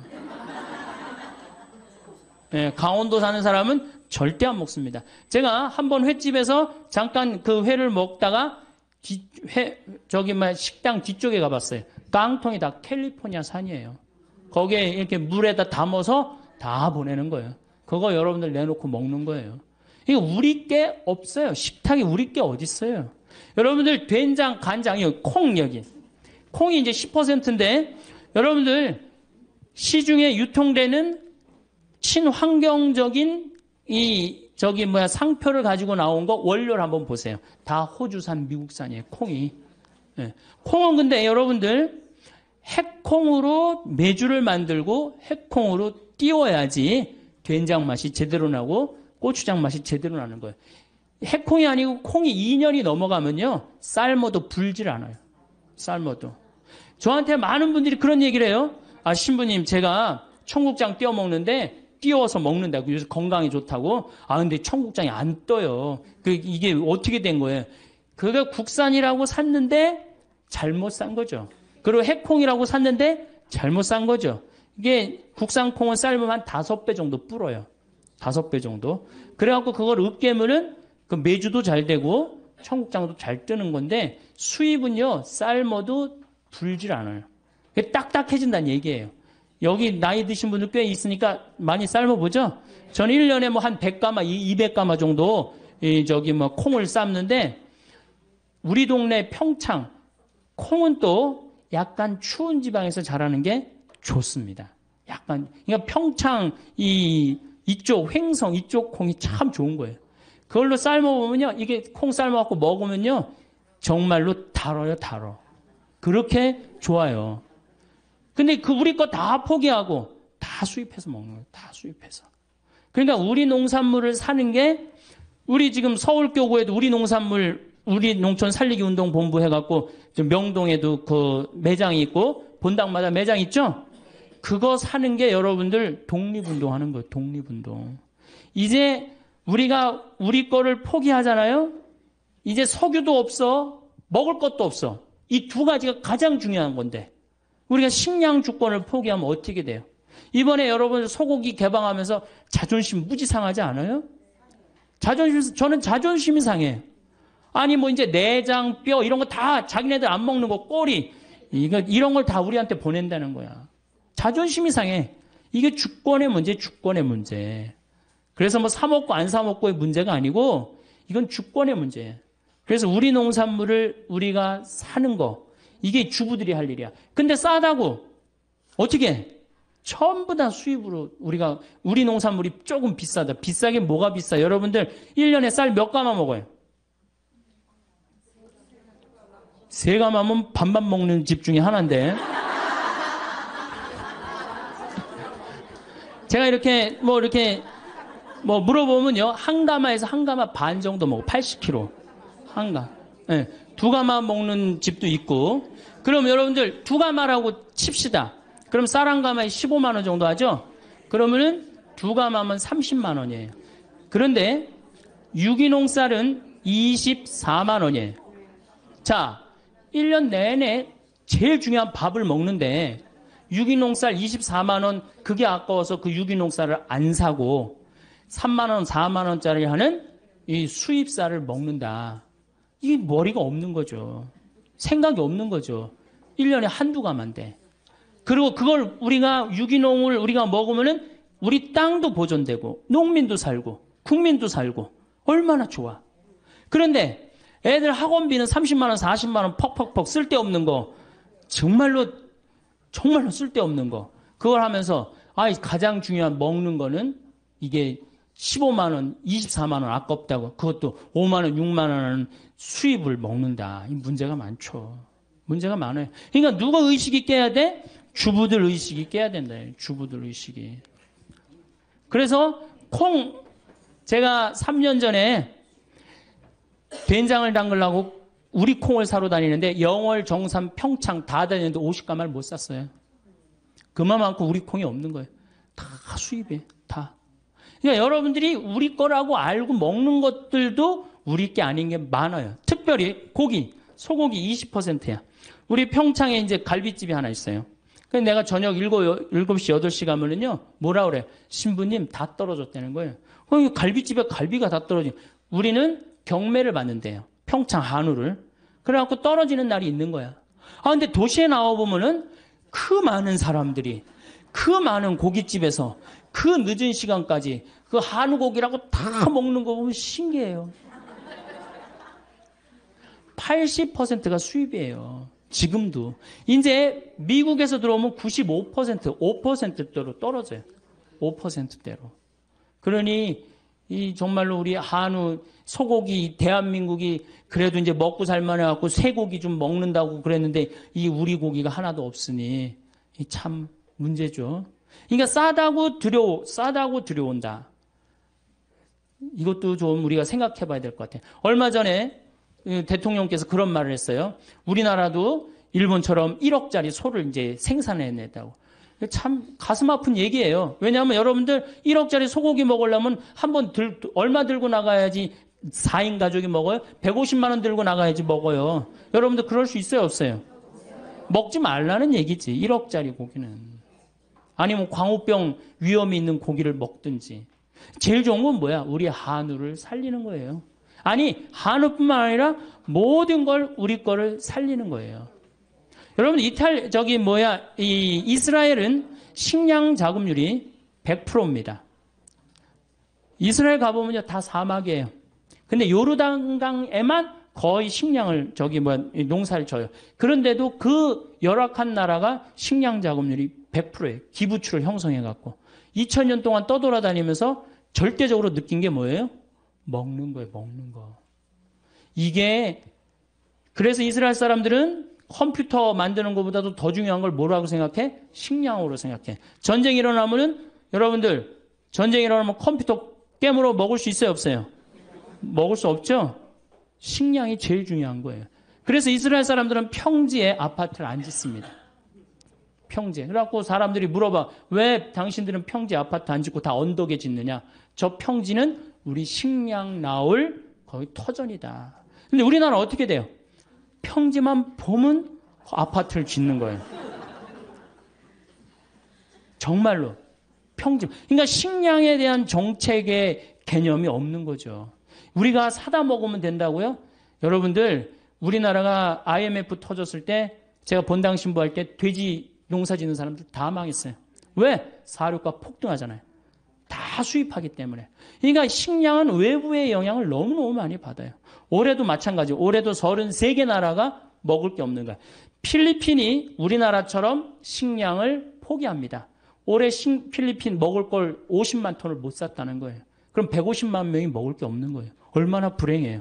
우리나라도 만약에 이제 쌀값이 지금 15만 원, 7만 원, 8만 원 하던 게 쌀값이 석유값처럼 30만 원, 40만 원, 우리는 굶어 죽는 사람 없을 것 같아요? 굶어 죽는 사람 많습니다. 자, 식량 문제는 왜 우리가 위험하냐? 우선 첫 번째로 지구 온난화 때문에 식량 문제는 위험해요. 지금 세계를 먹여 살리는 나라가 캐나다하고 호주야, 호주. 호주가 식량 수출을 제일 많이 합니다. 근데 5년 동안 가물었어요. 지구 온난화 때문에. 그래갖고 호주가 식량을 생산하지 못하는 바람에 어떻게 됐어요? 세계가 지금 고통을 앓고 있는 거예요. 지구 온난화 때문에 흉년이 들고. 그 다음에 여러분들 미얀마 이번에 쳤죠? 거기 곡창지대. 작년에는 사이클론 시드로라고 있어요. 방글라데시 쳤죠? 방글라데시도 쌀 생산을 엄청나게 하는 데거든요. 거기도 완전히 무너졌어요. 그러니까 식량값은 앞으로 떨어질 일은 없어요. 뛰면 뛰었지 떨어질 일은 없어요. 그러니까 우리가 점점 다른 나라의 석유 때문에 스트레스를 받듯이 뭐 때문에 스트레스 받아? 식량. 밀값도 지금 뛰었죠. 옥수수 값도 뛰었죠. 콩값도 뛰었죠. 더욱이 이 중국하고 인도가 문제예요. 중국하고 인도가 중국은 내륙 지방은 그동안 두 끼밖에 안 먹었대요. 배가 고파갖고. 먹을 게 없어갖고. 근데 경제가 나아지면서 세 끼를 먹기 시작하는 거야. 이게 13억이 두 끼 먹다가 세 끼 먹는다고 생각을 해봐요. 그래서 여러분들 중국은 지금 1년에 5천만 톤을 수입을 합니다. 5천만 톤이면 얼마냐면 1억 5천만 명 먹을 걸 수입하는 거예요. 이제 중국 자국에 있는 식량 수출 안 합니다. 다 못하게 하잖아요. 베트남도 자국에 있는 쌀 수출합니까? 안 합니까? 못하게 해요. 그럼 우리는 다 수입해 와야 되는데 뛸 수밖에 없어. 아니 석유값도 비싸갖고 지금 국가 경제가 휘청휘청하는데 식량까지 우리가 들여온다. 이게 문제가 많은 거예요. 자, 지구온난화. 이 참 문제죠. 우리가 만들어낸 거 인간이. 그 다음에 이 지구온난화로 뭐가 이제 문제냐. 이거는 2004년 미국 국방보고서 얘기예요. 이 농사를 강에 의지해서 짓잖아요. 그렇죠? 물에 의지해서. 물론 하늘에서 빗님이 제때제때 내려주면 딱 좋으시겠는데 내륙 지방은 빗님을 안 내려주시고 해안 지방은 빗님을 너무 내려주시는 거예요. 지금 추세가 계속 그런 추세예요. 그러니까 해안 지방도 힘들고 내륙 지방도 동시에 다 같이 힘들어요. 그러니까 지구가 먹는 것 때문에 고통스러운 거예요. 지금 지구가 가장 고통스러운 나라는 북한이고. 근데 이게 이제 자기네 나라를 개방하면 정말 북한의 고통스러운 거 우리가 볼 수 있을 거예요. 어쨌든 강물에 의지해서 사는데 이 강물의 근원은 우리나라는 산인데 유럽은 알프스 만년설에 의지해서 삽니다. 알프스가요, 북쪽으로는 라인강이 흘러요. 스위스, 독일, 프랑스, 네덜란드를 흘러요. 이 네 나라를 먹여 살려요. 동쪽으로는 다뉴브강이라는 게 흘러요. 17개 나라를 먹여 살려요. 헝가리, 여러분들 체코 이런 나라 다 다뉴브강 흘러요. 남쪽으로는 포강이라고 흘러요. 이탈리아를 먹여 살려요. 그러니까 알프스가 유럽을 먹여 살리는 거예요. 농사로. 그런데 이게 노가 없어지는 거, 뜨거워지니까. 근데 2020년이면 다 노가 없어진다는 거예요. 2020년이면. 그 2020년 지나고 나면 얘네들은 유럽 산 없어요. 그 독일의 그 흑림 빼고는 거의 산 없어요. 다 깎아버렸어요. 토지 대개혁을 해갖고. 그래갖고 산이 없어요. 산에 나무가 없어요, 유럽은. 근데 알프스가 딱 녹아버리면 어떻게 돼요? 이거 먹을 게 없으면 이동하게 돼 있습니다. 탈출하게 돼 있어요. 자, 히말라야, 인도, 파키스탄, 네팔, 티베트가 매달려 살아. 겐지스강, 인도를 흘러요. 거의 10억 명을 먹여 살려요.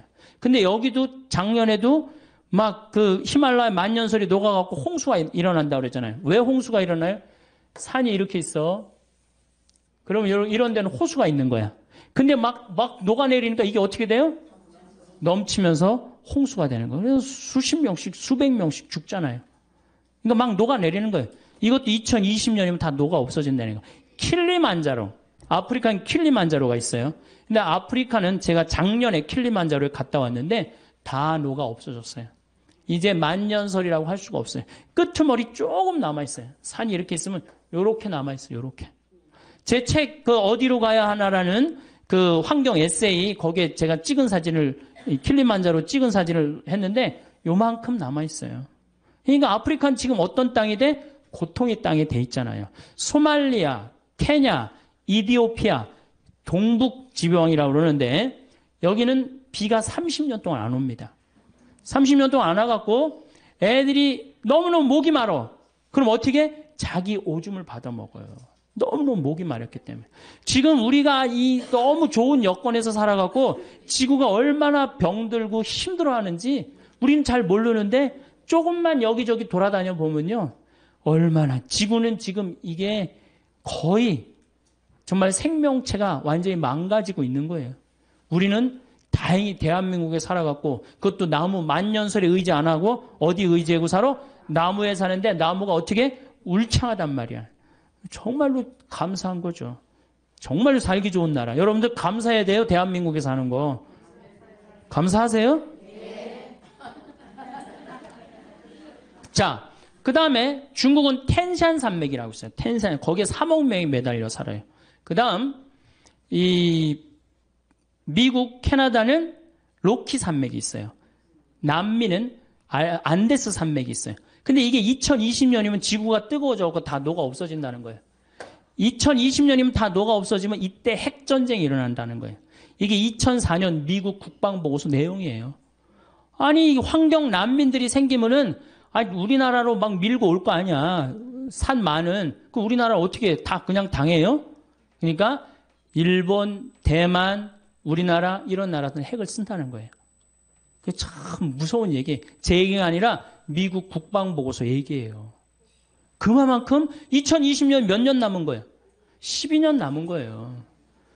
땅 살라고 그러지 말고 아파트 더 넓은 거 살라고 그러지 말고 막 그렇게 힘들게 살지 마세요. 그냥 어떻게? 지금 있는 집에서 애 학원 보내지 말고 지금 있는 집에서 행복하게 사는 게 제일 좋은 거예요. 네. 그리고 집에 쌀 한 가마 꼭 비치해 두고 제가 요즘 돌아다니면서 하는 얘기가 뭐예요? 집에 쌀 한 가마 꼭 해둬라. 왜냐하면 이게 미얀마나 이번에 이 수촨성인가 여기 모든 질서가 한 번에 무너집니다. 유통 질서 다 무너져요. 얼마나 고통스러워요. 우리나라가 만약에 슈퍼 태풍이 왔다.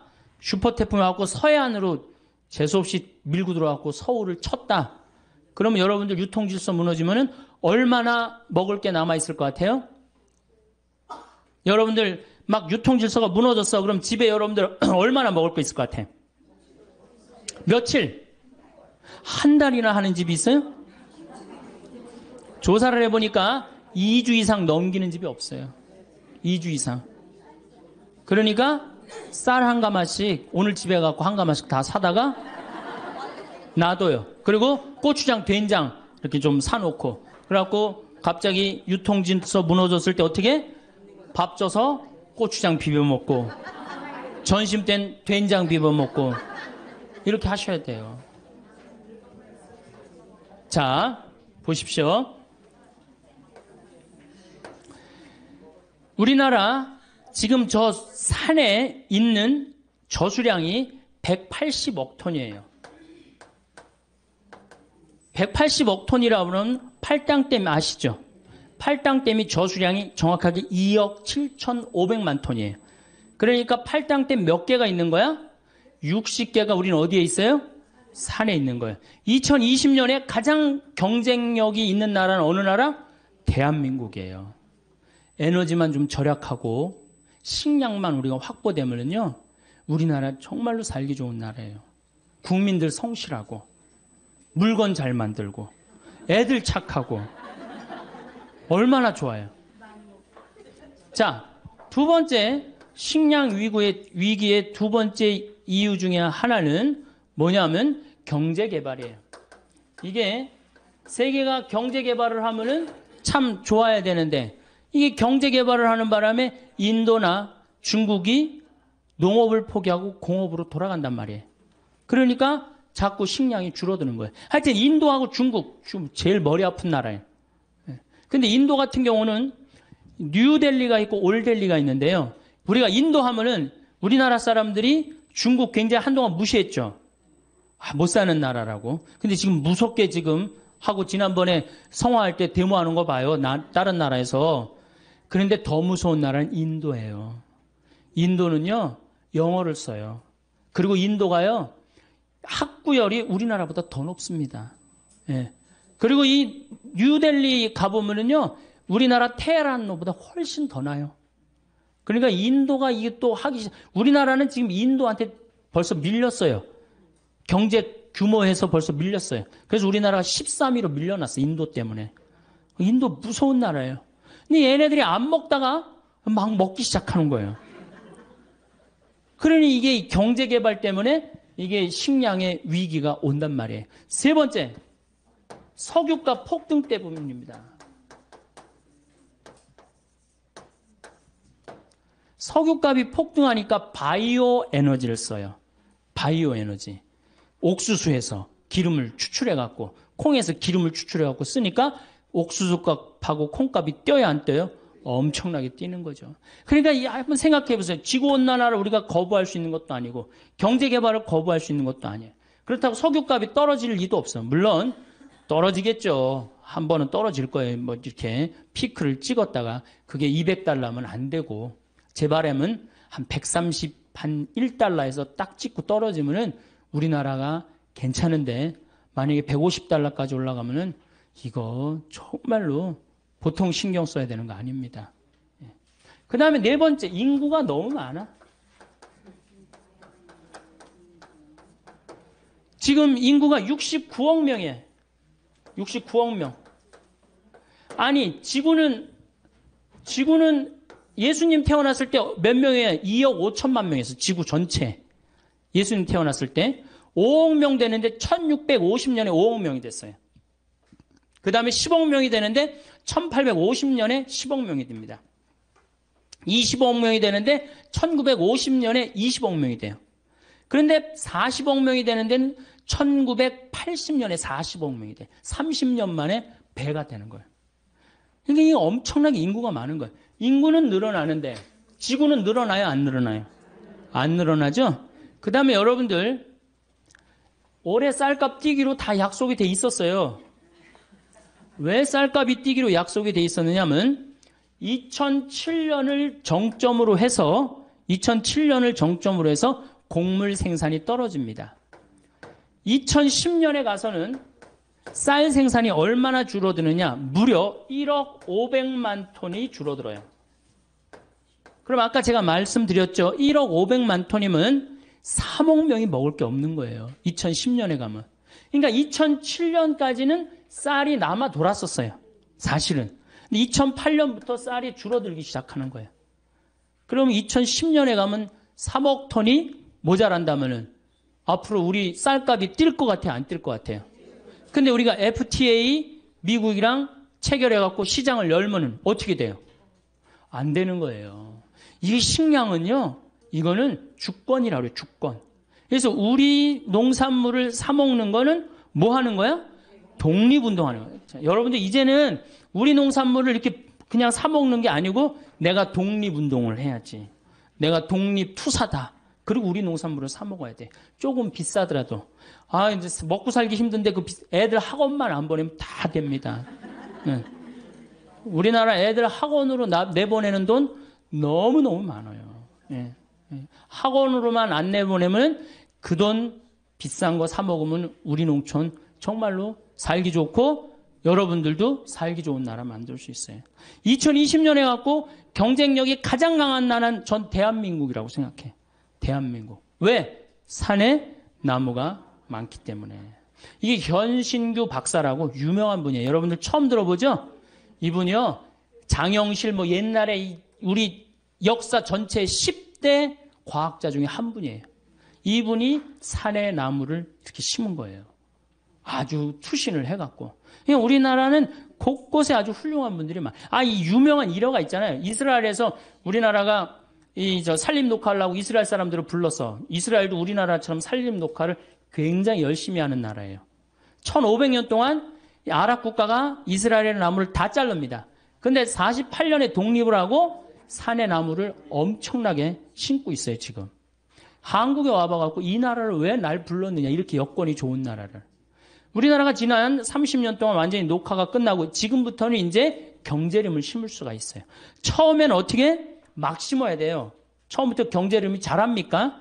흙이 건강하지 않은데. 지금은 30년 동안 썩어갖고 그 휴믹이라고 그래. 부엽토라고 그러죠? 그게 있어갖고 이제는 경제림을 심어도 이제는 승산이 있다는 거예요. 그리고 제가 이렇게 산에 관심이 많아서 해가 가면 갈수록 나무는 커져요. 그렇죠? 얼마나 좋아. 해가 가면 갈수록 나무가 커지니까. 2020년에는 제일 경쟁력 있는 나라. 이 만년설이 다 녹아갖고 다른 애들 농사 못 져도 우리나라는 산에 180억 톤. 야, 이거 뭐 우리가 1년에 얼마를 써요? 320억 톤을 써요. 320억 톤을 써요. 근데 그 중에 반 이상이 산에 있단 말이에요. 얼마 전에 안데스 산맥에 큰 호수가 3억 톤이야. 팔탕댐만한 건데 하루아침에 다 없어져 버렸어요.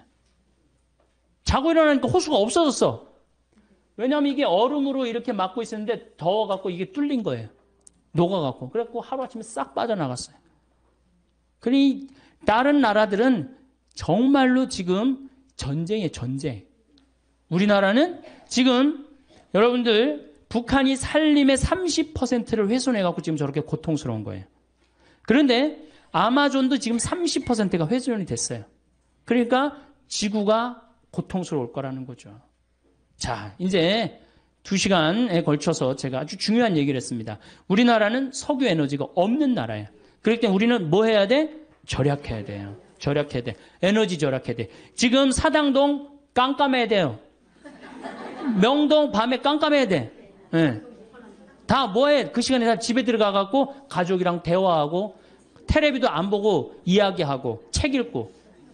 자, 에너지 문제 있다고 그랬죠. 그 다음에 식량 에너지가 우리가 27%밖에 자급률이 안 돼요. 이거 50%까지 올려야 됩니다. 그러면은 우리나라 노력도 잘하고 국민들 똑똑하고 산에 나무 많고 정말로 살기 좋은 나라 돼요. 근데 국민들이 다른 데 너무 엉뚱한 데 신경을 쓰고 있어. 땅값, 애 학원, 이게 소, 이런 거 신경 쓰지 말고 제일 신경 써야 되는 건 석유와 식량이에요. 석유는 우리가 절약하는 수밖에 없고 식량은 자급률을 높이는 수밖에 없어요. 음식 쓰레기 1년에 17조 날리지 말고 정말로 그렇게 해서 여러분들 드신다면은 참 대한민국 좋은 나라고 아름다운 나라고 행복한 나라 되지 않을까 쉽습니다. 절대 치매 안 걸리는 사람들의 특징 5가지. 기억은 사라질 수 있지만 삶의 태도는 남습니다. 우리는 누구나 한 번쯤 이런 말을 들어봤습니다. 나도 나이 들면 치매 걸리는 거 아닐까? TV에서 치매 관련 뉴스가 나올 때마다 괜히 불안해지고 머리를 한번 쓸어내리게 되죠. 하지만 놀랍게도 치매를 예방하며 사는 사람들에게는 뚜렷한 공통점이 있습니다. 그들은 특별한 약을 먹지도 엄청난 운동을 하지도 않습니다. 단지 삶을 대하는 방식이 다를 뿐입니다. 오늘은 절대 치매 안 걸리는 사람들의 특징 5가지, 그리고 그들이 평생 맑은 정신으로 살아가는 비밀을 이야기해 보려 합니다. 1. 끊임없이 움직이는 사람. 치매는 단순히 뇌의 문제가 아닙니다. 몸이 멈추면 뇌도 멈춥니다. 움직임이 줄어드는 순간 뇌는 이 사람은 이제 쓸 일이 없구나 하고 스스로 기능을 줄여버립니다. 그래서 절대 치매 안 걸리는 사람들은 가만히 있지 않습니다. 그들은 특별히 운동선수처럼 움직이지 않아도 됩니다. 그저 계속 움직이는 것을 멈추지 않습니다. 아침에 일어나면 집안을 한 바퀴 돌며 정리하고, 장 보러 갈 때 일부러 걸어서 나가고, 텃밭을 가꾸거나 반려식물을 돌보는 식으로 늘 몸을 씁니다. 움직임은 곧 생명력입니다. 움직이는 사람은 생각이 흐르고 감정이 순환합니다. 반면 하루 종일 누워있거나 앉아서 스마트폰만 보는 사람은 몸도 마음도 그리고 뇌도 점점 굳어갑니다. 60대 한 어르신이 이런 말을 했습니다. 내 다리가 내 의사보다 나를 더 오래 살게 해줬어. 움직인다는 건 단순한 신체 활동이 아니라 삶에 참여하고 있다는 메시지를 내 뇌에 보내는 일입니다. 뇌는 움직이는 사람을 늙게 두지 않습니다. 움직이는 한 생각도 살아 있습니다. 2. 새로운 것에 도전하고 배우는 사람. 뇌는 근육과 같습니다. 쓰면 강해지고 안 쓰면 약해집니다. 절대 치매 안 걸리는 사람들의 2번째 특징은 끊임없이 배우는 태도입니다. 이들은 나이를 핑계로 멈추지 않습니다. 내 나이에 무슨 새로운 걸 해? 이런 말 대신 이렇게 말합니다. 이 나이니까 더 배워야지.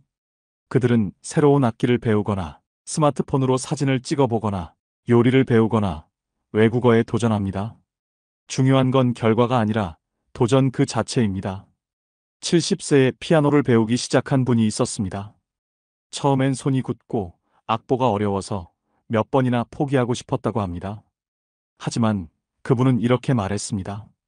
피아노가 내 손을 훈련시킨 게 아니라 내 머리를 살렸어요. 새로운 걸 배우면 뇌는 스스로 연결고리를 다시 만듭니다. 이걸 신경가소성이라고 합니다. 즉, 나이를 먹어도 뇌는 계속 새로워질 수 있다는 뜻입니다. 한 번도 해보지 않은 일을 해보세요. 실패해도 괜찮습니다. 당신의 뇌는 이미 그 순간 젊어지고 있습니다. 3. 긍정적인 면을 잘 보는 사람.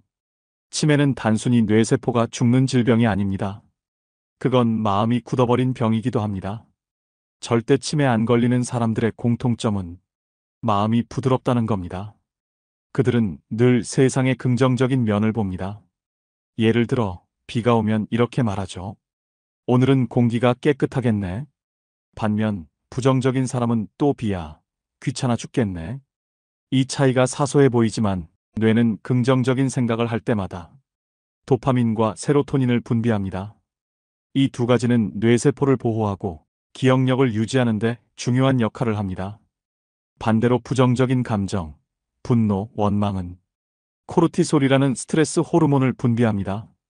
이건 뇌의 해마를 공격해 기억력을 떨어뜨립니다. 결국 마음의 습관이 뇌 건강을 좌우하는 겁니다. 항상 웃고 감사하고 여유로운 사람일수록 뇌가 건강하게 오래갑니다. 그들은 인생을 불평보다 감사로 채웁니다. 나이 들어서 생긴 주름은 괜찮아요. 웃으면서 생긴 주름은 오히려 뇌의 훈장 같아요. 마음을 어떻게 쓰느냐가 곧 뇌를 어떻게 쓰느냐입니다. 긍정적인 사람은 절대 치매에 쉽게 잡히지 않습니다. 4. 사람들과 감정 교류를 자주 하는 사람. 치매를 예방하는 데 가장 강력한 약이 있습니다. 바로 사람입니다.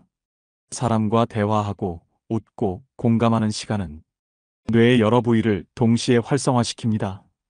그래서 혼자 사는 사람보다 사람들과 자주 어울리는 사람이 훨씬 치매에 강합니다. 대화는 단순히 말을 주고받는 게 아닙니다. 상대의 표정을 읽고, 감정을 느끼고, 단어를 선택하며 수많은 뇌세포가 동시에 작동합니다. 어떤 연구에 따르면 매일 10분 이상 사람과 감정이 있는 대화를 나누는 사람은 그렇지 않은 사람보다 치매 발병률이 절반 이하로 떨어진다고 합니다. 감정이 있는 대화라는 게 중요합니다. 단순히 안녕, 식사하셨어요? 이런 형식적인 말이 아니라 요즘 어때요? 그 일 힘들지 않았어요? 이런 대화에서 감정이 오갑니다. 사람과의 관계를 피하지 마세요. 고독은 뇌를 갉아먹습니다. 외로움은 흡연보다 더 강력한 치매 위험 요인입니다. 친구를 만나고, 이웃과 인사하고, 심지어 마트 직원과 웃으며 대화하는 것조차 당신의 뇌를 지켜줍니다. 사람은 사람 속에서 젊어지고, 감정은 교류될 때만 살아있습니다. 마음을 표현하고 글로 기록하는 사람.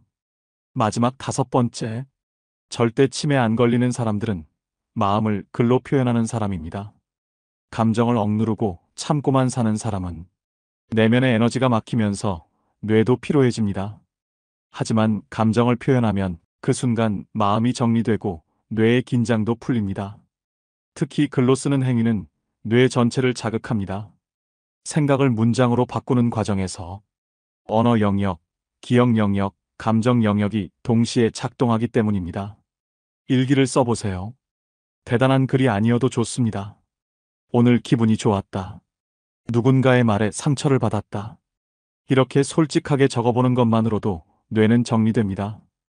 또 감사일기를 써보는 것도 좋은 습관입니다.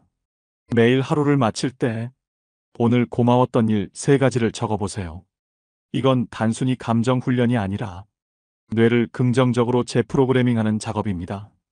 감정은 표현할 때 정리되고 글은 기억을 질서 있게 저장합니다. 이 2가지를 꾸준히 하는 사람은 감정적으로 안정되고 뇌의 연결망이 단단해집니다.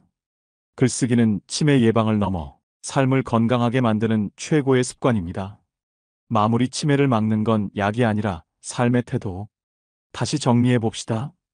절대 치매 안 걸리는 사람들의 5가지 특징. 끊임없이 움직이는 사람. 새로운 것에 도전하고 배우는 사람. 긍정적인 면을 잘 보는 사람. 사람들과 감정 교류를 자주 하는 사람. 마음을 표현하고 글로 기록하는 사람. 이 5가지는 단순한 습관이 아닙니다. 그건 삶을 대하는 태도입니다. 몸을 움직이면 뇌가 깨어나고 새로운 걸 배우면 마음이 젊어집니다. 긍정은 뇌를 보호하고 감정 교류는 뇌를 단단하게 만들며 글쓰기는 마음을 정리하고 기억을 선명하게 남깁니다. 치매는 단순히 나이로 오는 게 아닙니다. 삶을 멈춘 순간부터 시작됩니다. 그러니 멈추지 마세요. 배우고, 웃고, 나누고, 표현하세요. 그렇게 살아가는 사람은 나이를 먹어도 머리도 마음도 늙지 않습니다. 당신의 뇌는 생각보다 훨씬 강합니다. 다만, 당신이 살아있다는 신호를 계속 보내주길 기다리고 있을 뿐입니다. 오늘도 움직이세요. 새로운 걸 배우고, 웃고, 사람과 대화하고, 그리고 하루를 글로 정리해 보세요. 그게 바로 절대 치매 안 걸리는 삶의 방식입니다. 기억은 언젠가 희미해질지 몰라도 살아온 태도는 평생 당신을 지켜줄 겁니다. 친구 없이도 잘 사는 사람들의 특징 5가지.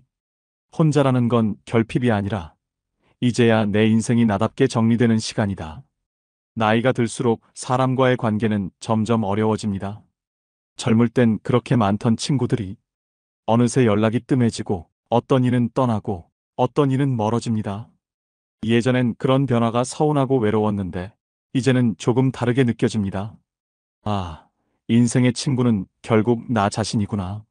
오늘은 친구 없이도 평온하고 단단하게 사는 사람들의 5가지 특징에 대해 이야기해 보려 합니다. 이건 단순히 혼자 사는 법이 아니라 누구에게도 휘둘리지 않고 내 인생을 온전히 살아내는 법이기도 합니다. 1. 연결보다 간격을 더 중시한다. 요즘 세상은 연결되어 있어야 행복하다고 말합니다. SNS 친구가 많고 단체 톡방이 여러 개면 외롭지 않은 사람처럼 보입니다. 하지만 진짜 평온한 사람들은 연결보다 간격을 더 중시합니다.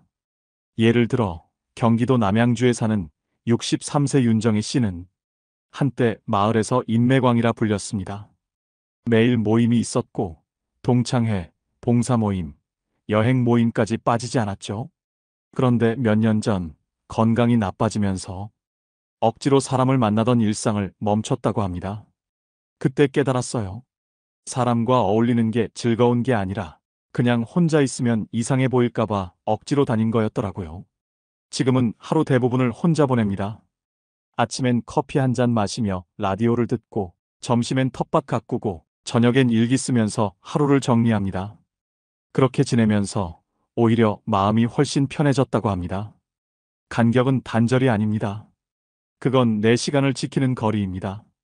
너무 가까우면 상처받고 너무 멀면 정이 식습니다. 적당한 간격을 두면 관계가 훨씬 오래 갑니다. 진짜 어른의 관계는 붙잡는 관계가 아니라 존중하는 거리에서 자랍니다. 이 세상의 정답보다 자기만의 가치를 따른다. 젊을 때는 세상의 정답이 중요했습니다. 이 나이에 이건 해야지. 이 정도는 가져야 성공이지. 그런 말들이 늘 기준이 됐죠. 하지만 친구 없이도 잘 사는 사람들은 그 기준에서 벗어납니다. 남이 뭐라 하든 자기 가치대로 사는 사람들입니다.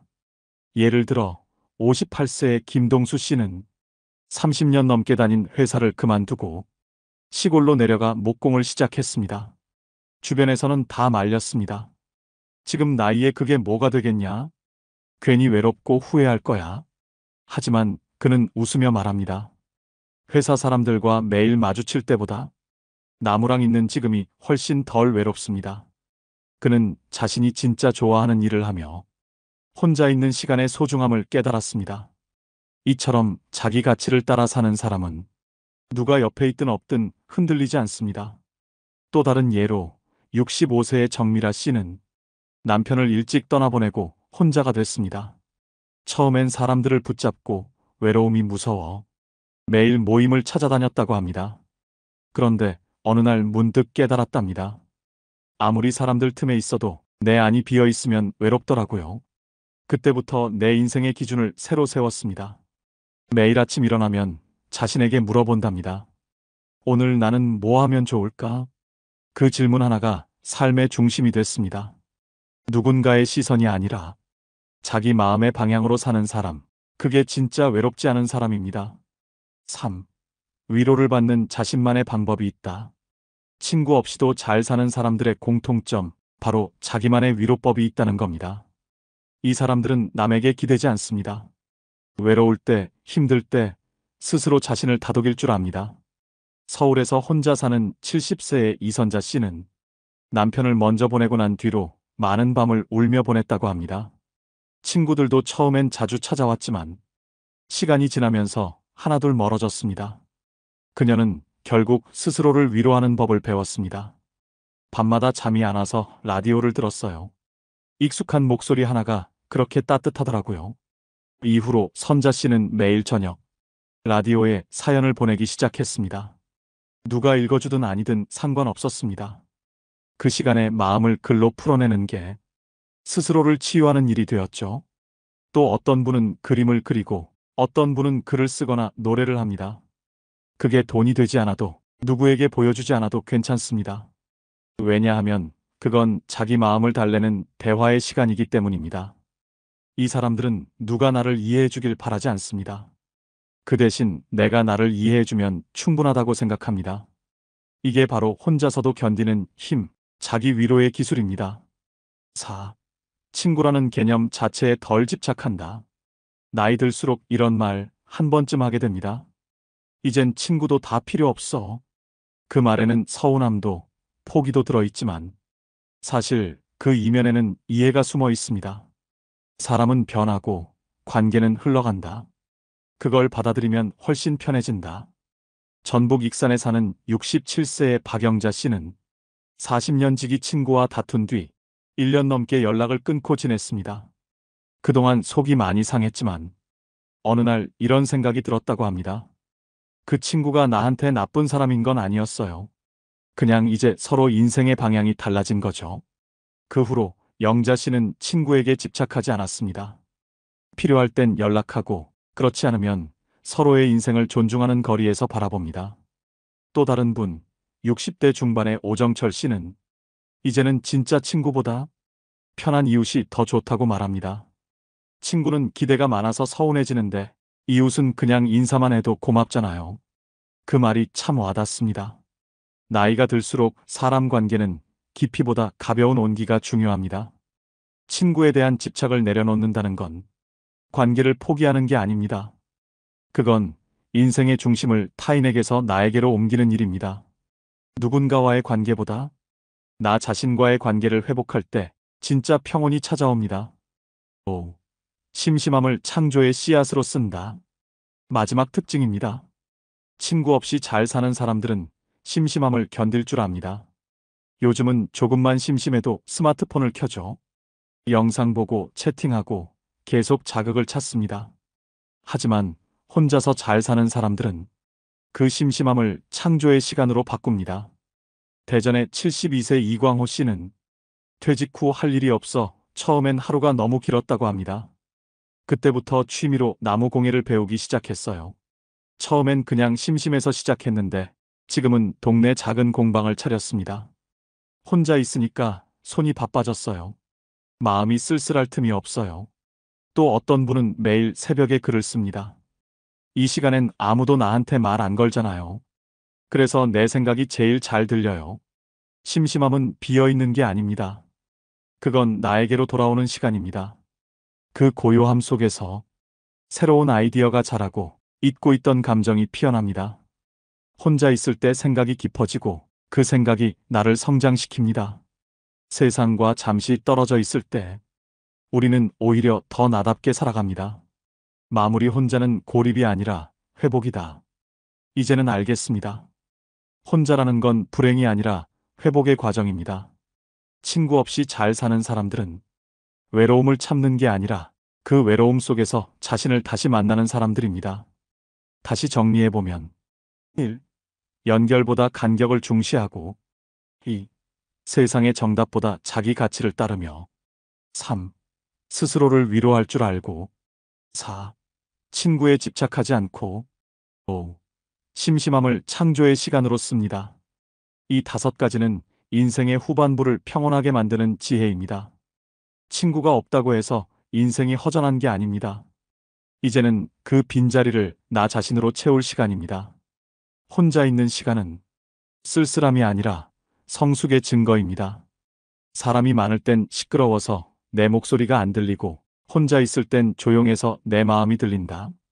이제 그 소리를 들어주세요. 당신의 인생은 여전히 아름답습니다.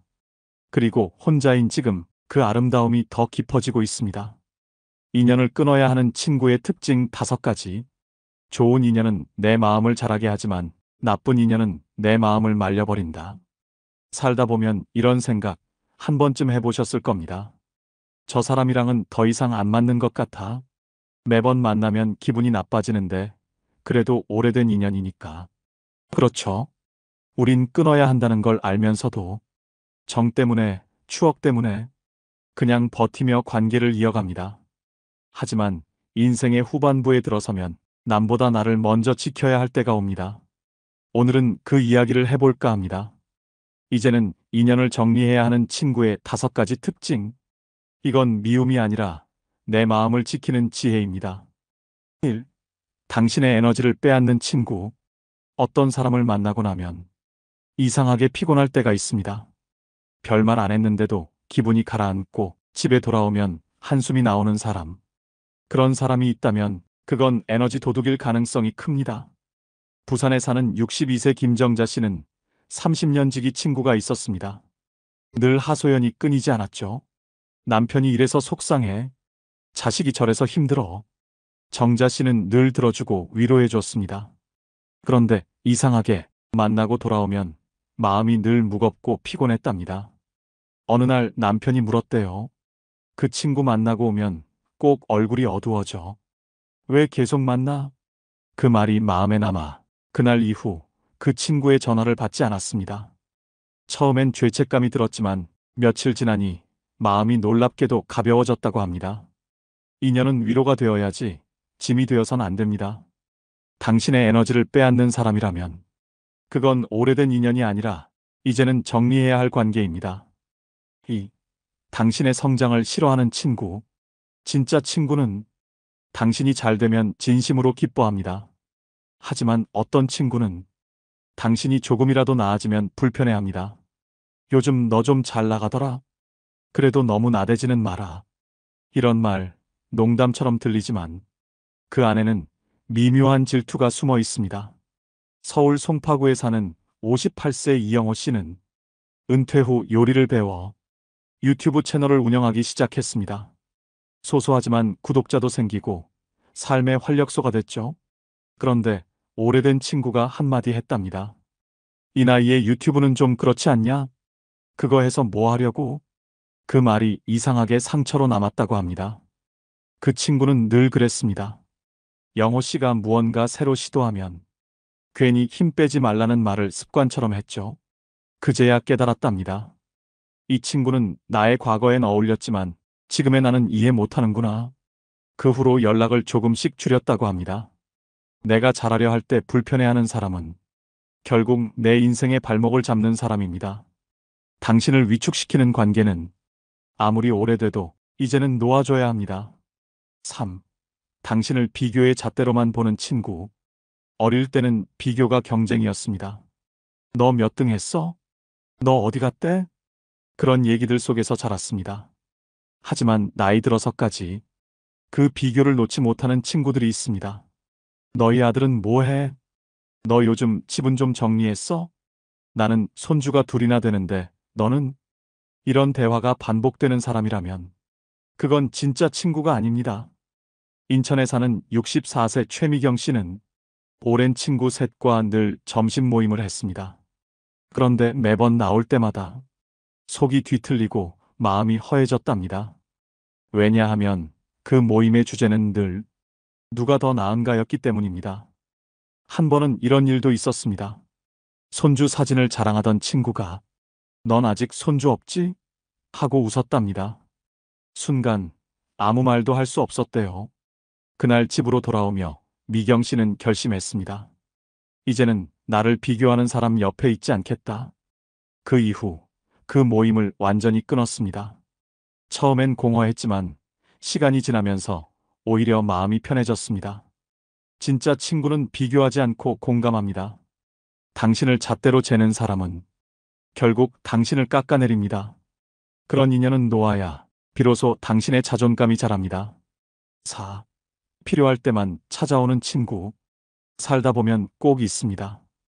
평소엔 아무 연락도 없다가 자기 필요할 때만 연락하는 사람. 너 그거 좀 도와줄 수 있지? 이거 좀 해줄 수 있잖아. 이런 사람은 당신을 친구가 아니라 수단으로 생각합니다.